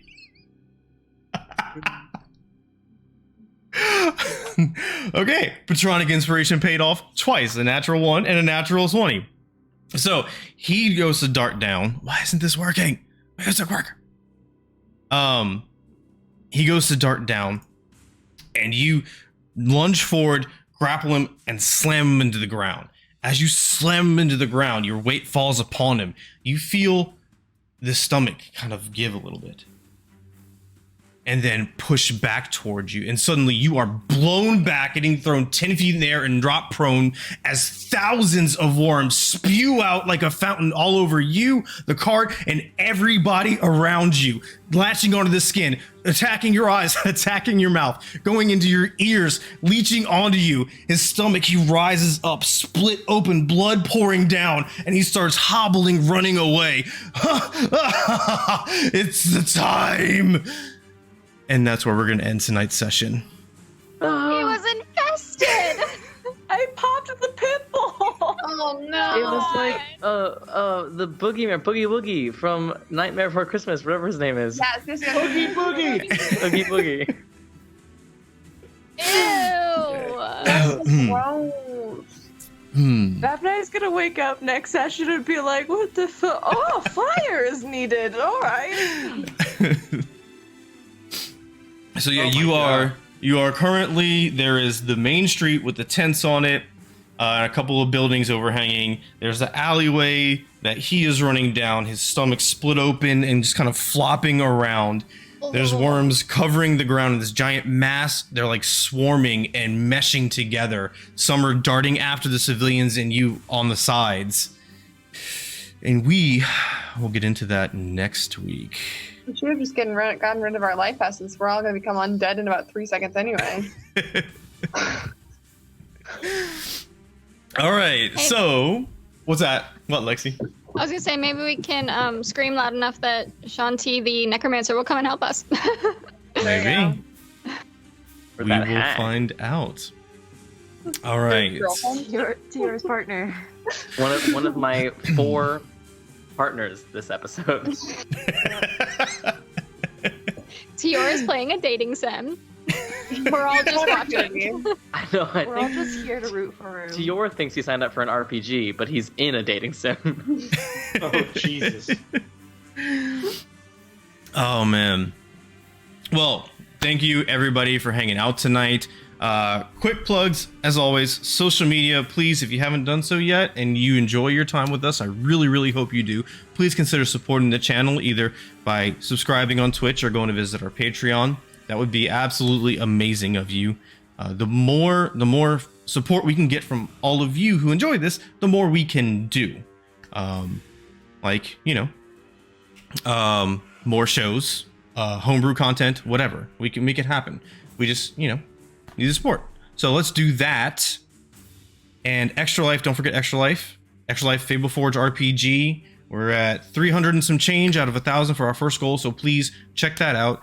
I didn't do this last week and I apologize. I am going to go through the activity feed to give everybody a shout out that subbed or cheered tonight, just because y'all deserve that and that's wonderful. I'm going to get that set up and I'm going to get a raid set up as well. However, before that, or while I'm doing that and going through the streamer, #streamer stuff, players, I'm going to kick it to you to gush a little bit about the session if you want to, so we don't have dead air while I'm doing streaming Please stuff. don't say gush. There we No. go. Yeah, are we gushing? No gush? You don't want to gush? After that, please don't say No more gosh. gushing. No more No pimple gushing? popping. I'm never gonna be able. Gushers. No, thank you. Oh, man. Good that we're gonna make it 3 episodes and then we're all gonna die, so that's good. That's fine. We're virgin. fine. Well, we're not going to actually Oh, die. Tior. We're going to turn into a mindless, faceless thing. Yeah, right. This was one of those moments, Mine you is what know, it is. when you have a dog and they're getting into some mischief and you're like, you don't want to do that, and then something bad happens and then they immediately regret it and they never do it. This is one of those Yeah, instances. we just couldn't make a freaking decision, and then all of a sudden we were like, and now we're So- screwed. Ona's the dog. Ona's never going Ona to running at grapple him anyone ever was a again. choice. No, Ona? Ona will grapple people, but she will wear a bucket helmet for She protection. There probably you has go. so many worms in her pouch right now. That's so true. Oh, All of your. man. I'm gonna have to get rid of all of my fish. Next episode, we're just fishing. Just going We're like, we have to make it World up. of It's a Warcraft. fishing exercise. Ona's having a breakdown, so now we have to Yours go fishing. hitting on everyone in the tavern. Everyone else is fishing. Exactly. Ona's having a breakdown, so we have to go fishing to help her out. And we got I'm going on my first date. Tior has 4 dates planned for that episode. And because for Ultimate Comedy, they're all at the same restaurant within 30 minutes of each other. It's like speed Someone's dating. You happening just sit at the same simultaneously. spot. There's a little timer. Like Yeah. every 20 minutes you hear ting, and you Yeah, literally we just have turn around. We have Two a happen whole at the Mrs. same time. Doubtfire Yeah, situation. exactly. Mrs. Yeah. Doubtfire, you're running through. Gotta get over there. I'm sitting behind Yes. you at another booth taking notes on every single person he talks to and being like, this one would be a good match. This is what you did good. You need to work on this conversation skill. Confidence is key. Yeah, exactly. Even a We hag get could have close. seen that all I need is confidence. And they're blind. Confidence, buddy. Seriously. I like how she said that hag is derogatory, but she didn't tell us what word we should Right. use. What alternate word? So then when I Yeah. said it, you're like, it's derogatory. I was like, yeah. She's Yeah, a but- lady. A lady, A lady of the night? day. Clearly. Really? You know, Lady of some the buddies night. with Tior. A night lady. Listen, Night she, lady. she can sense the Feywild blood in us. That's why she was attracted. Here's That's- the question. If we manage to get out of this and like actually save people, can we pass this off as some sort of like New Year's celebration, like Mardi Gras or something, but with black worms and You're like, just to help the trauma. we gotta just pass it off. We gotta just like make it chill Yeah. for everyone. Never That'd be had one Mardi hell of Gras a deception before. check. They've never done Mardi Gras before, but this year, this is how we're doing it. This There's a lot of we- things. We're here to spread the word. That's our The black our- things were just very big confetti. Yeah, That's how we do it in Confetti that's Grimlock. really, like, invasive. to eat your eyes. But It's like sand. It's like sand, but Mm. worse because it's a party paper. Glitter gets everywhere. It's glitter. There you it's go. glitter. That's why it's in your eyes and your ears and your mouth and your stomach, because it's glitter. And you will continue to find it everywhere you go. Yeah, because it's attached to you.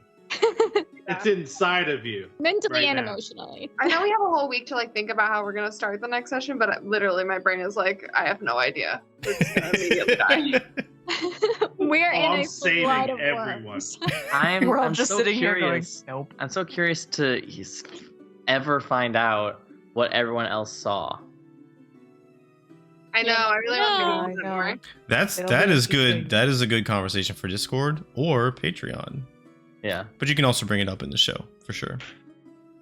All right, so let me give some shout outs to the amazing people who are going above and beyond to support. First of all, thank you to all of our new followers. That is amazing. You rock, and I appreciate that. I'm gonna do the ones from last week as well because I missed those and I didn't shout them on stream like I wanted to. So Bruno_Jason, thank you for the sub. Mixotic Overwatch, thank you for gifting 5 tier 1 subs. That's amazing. Azukar, thank you for the subscription. That's awesome. And thank you for the gift subscription as well. Cablehawk, 500 biddies. Ona had that Patronic Inspiration. Awesome. That paid off really, really well. Azukar tipped $5 for Ona, says Ona the best bear. I don't know if that's Patronic Inspiration or not. Azukar, if you're still here, I missed that and I apologize. So we will, if you're in Discord or social media or whatever, or right here in chat before we end the stream, let me know. And I'll give her another Patronic Inspiration for next time. What else I miss? Scuzz Mojo, thank you so much for the subscription. Oh, I said this earlier. Jamwas? Yes, Jam. Oh, say again? Jamwas. Jamwas. Jam West Side Story. I know, right? Jamwas, 500 biddies. Thank you. That Natural One helped them out a lot there as well. Patronic Inspiration is awesome. Thank you for the support. And Drake takes raided with a party of 10. So thank all of you raiders. I hope you're still here. We are going to spread that love and we are going to raid Jamwas. Thank you. We're going to raid Kai Bear.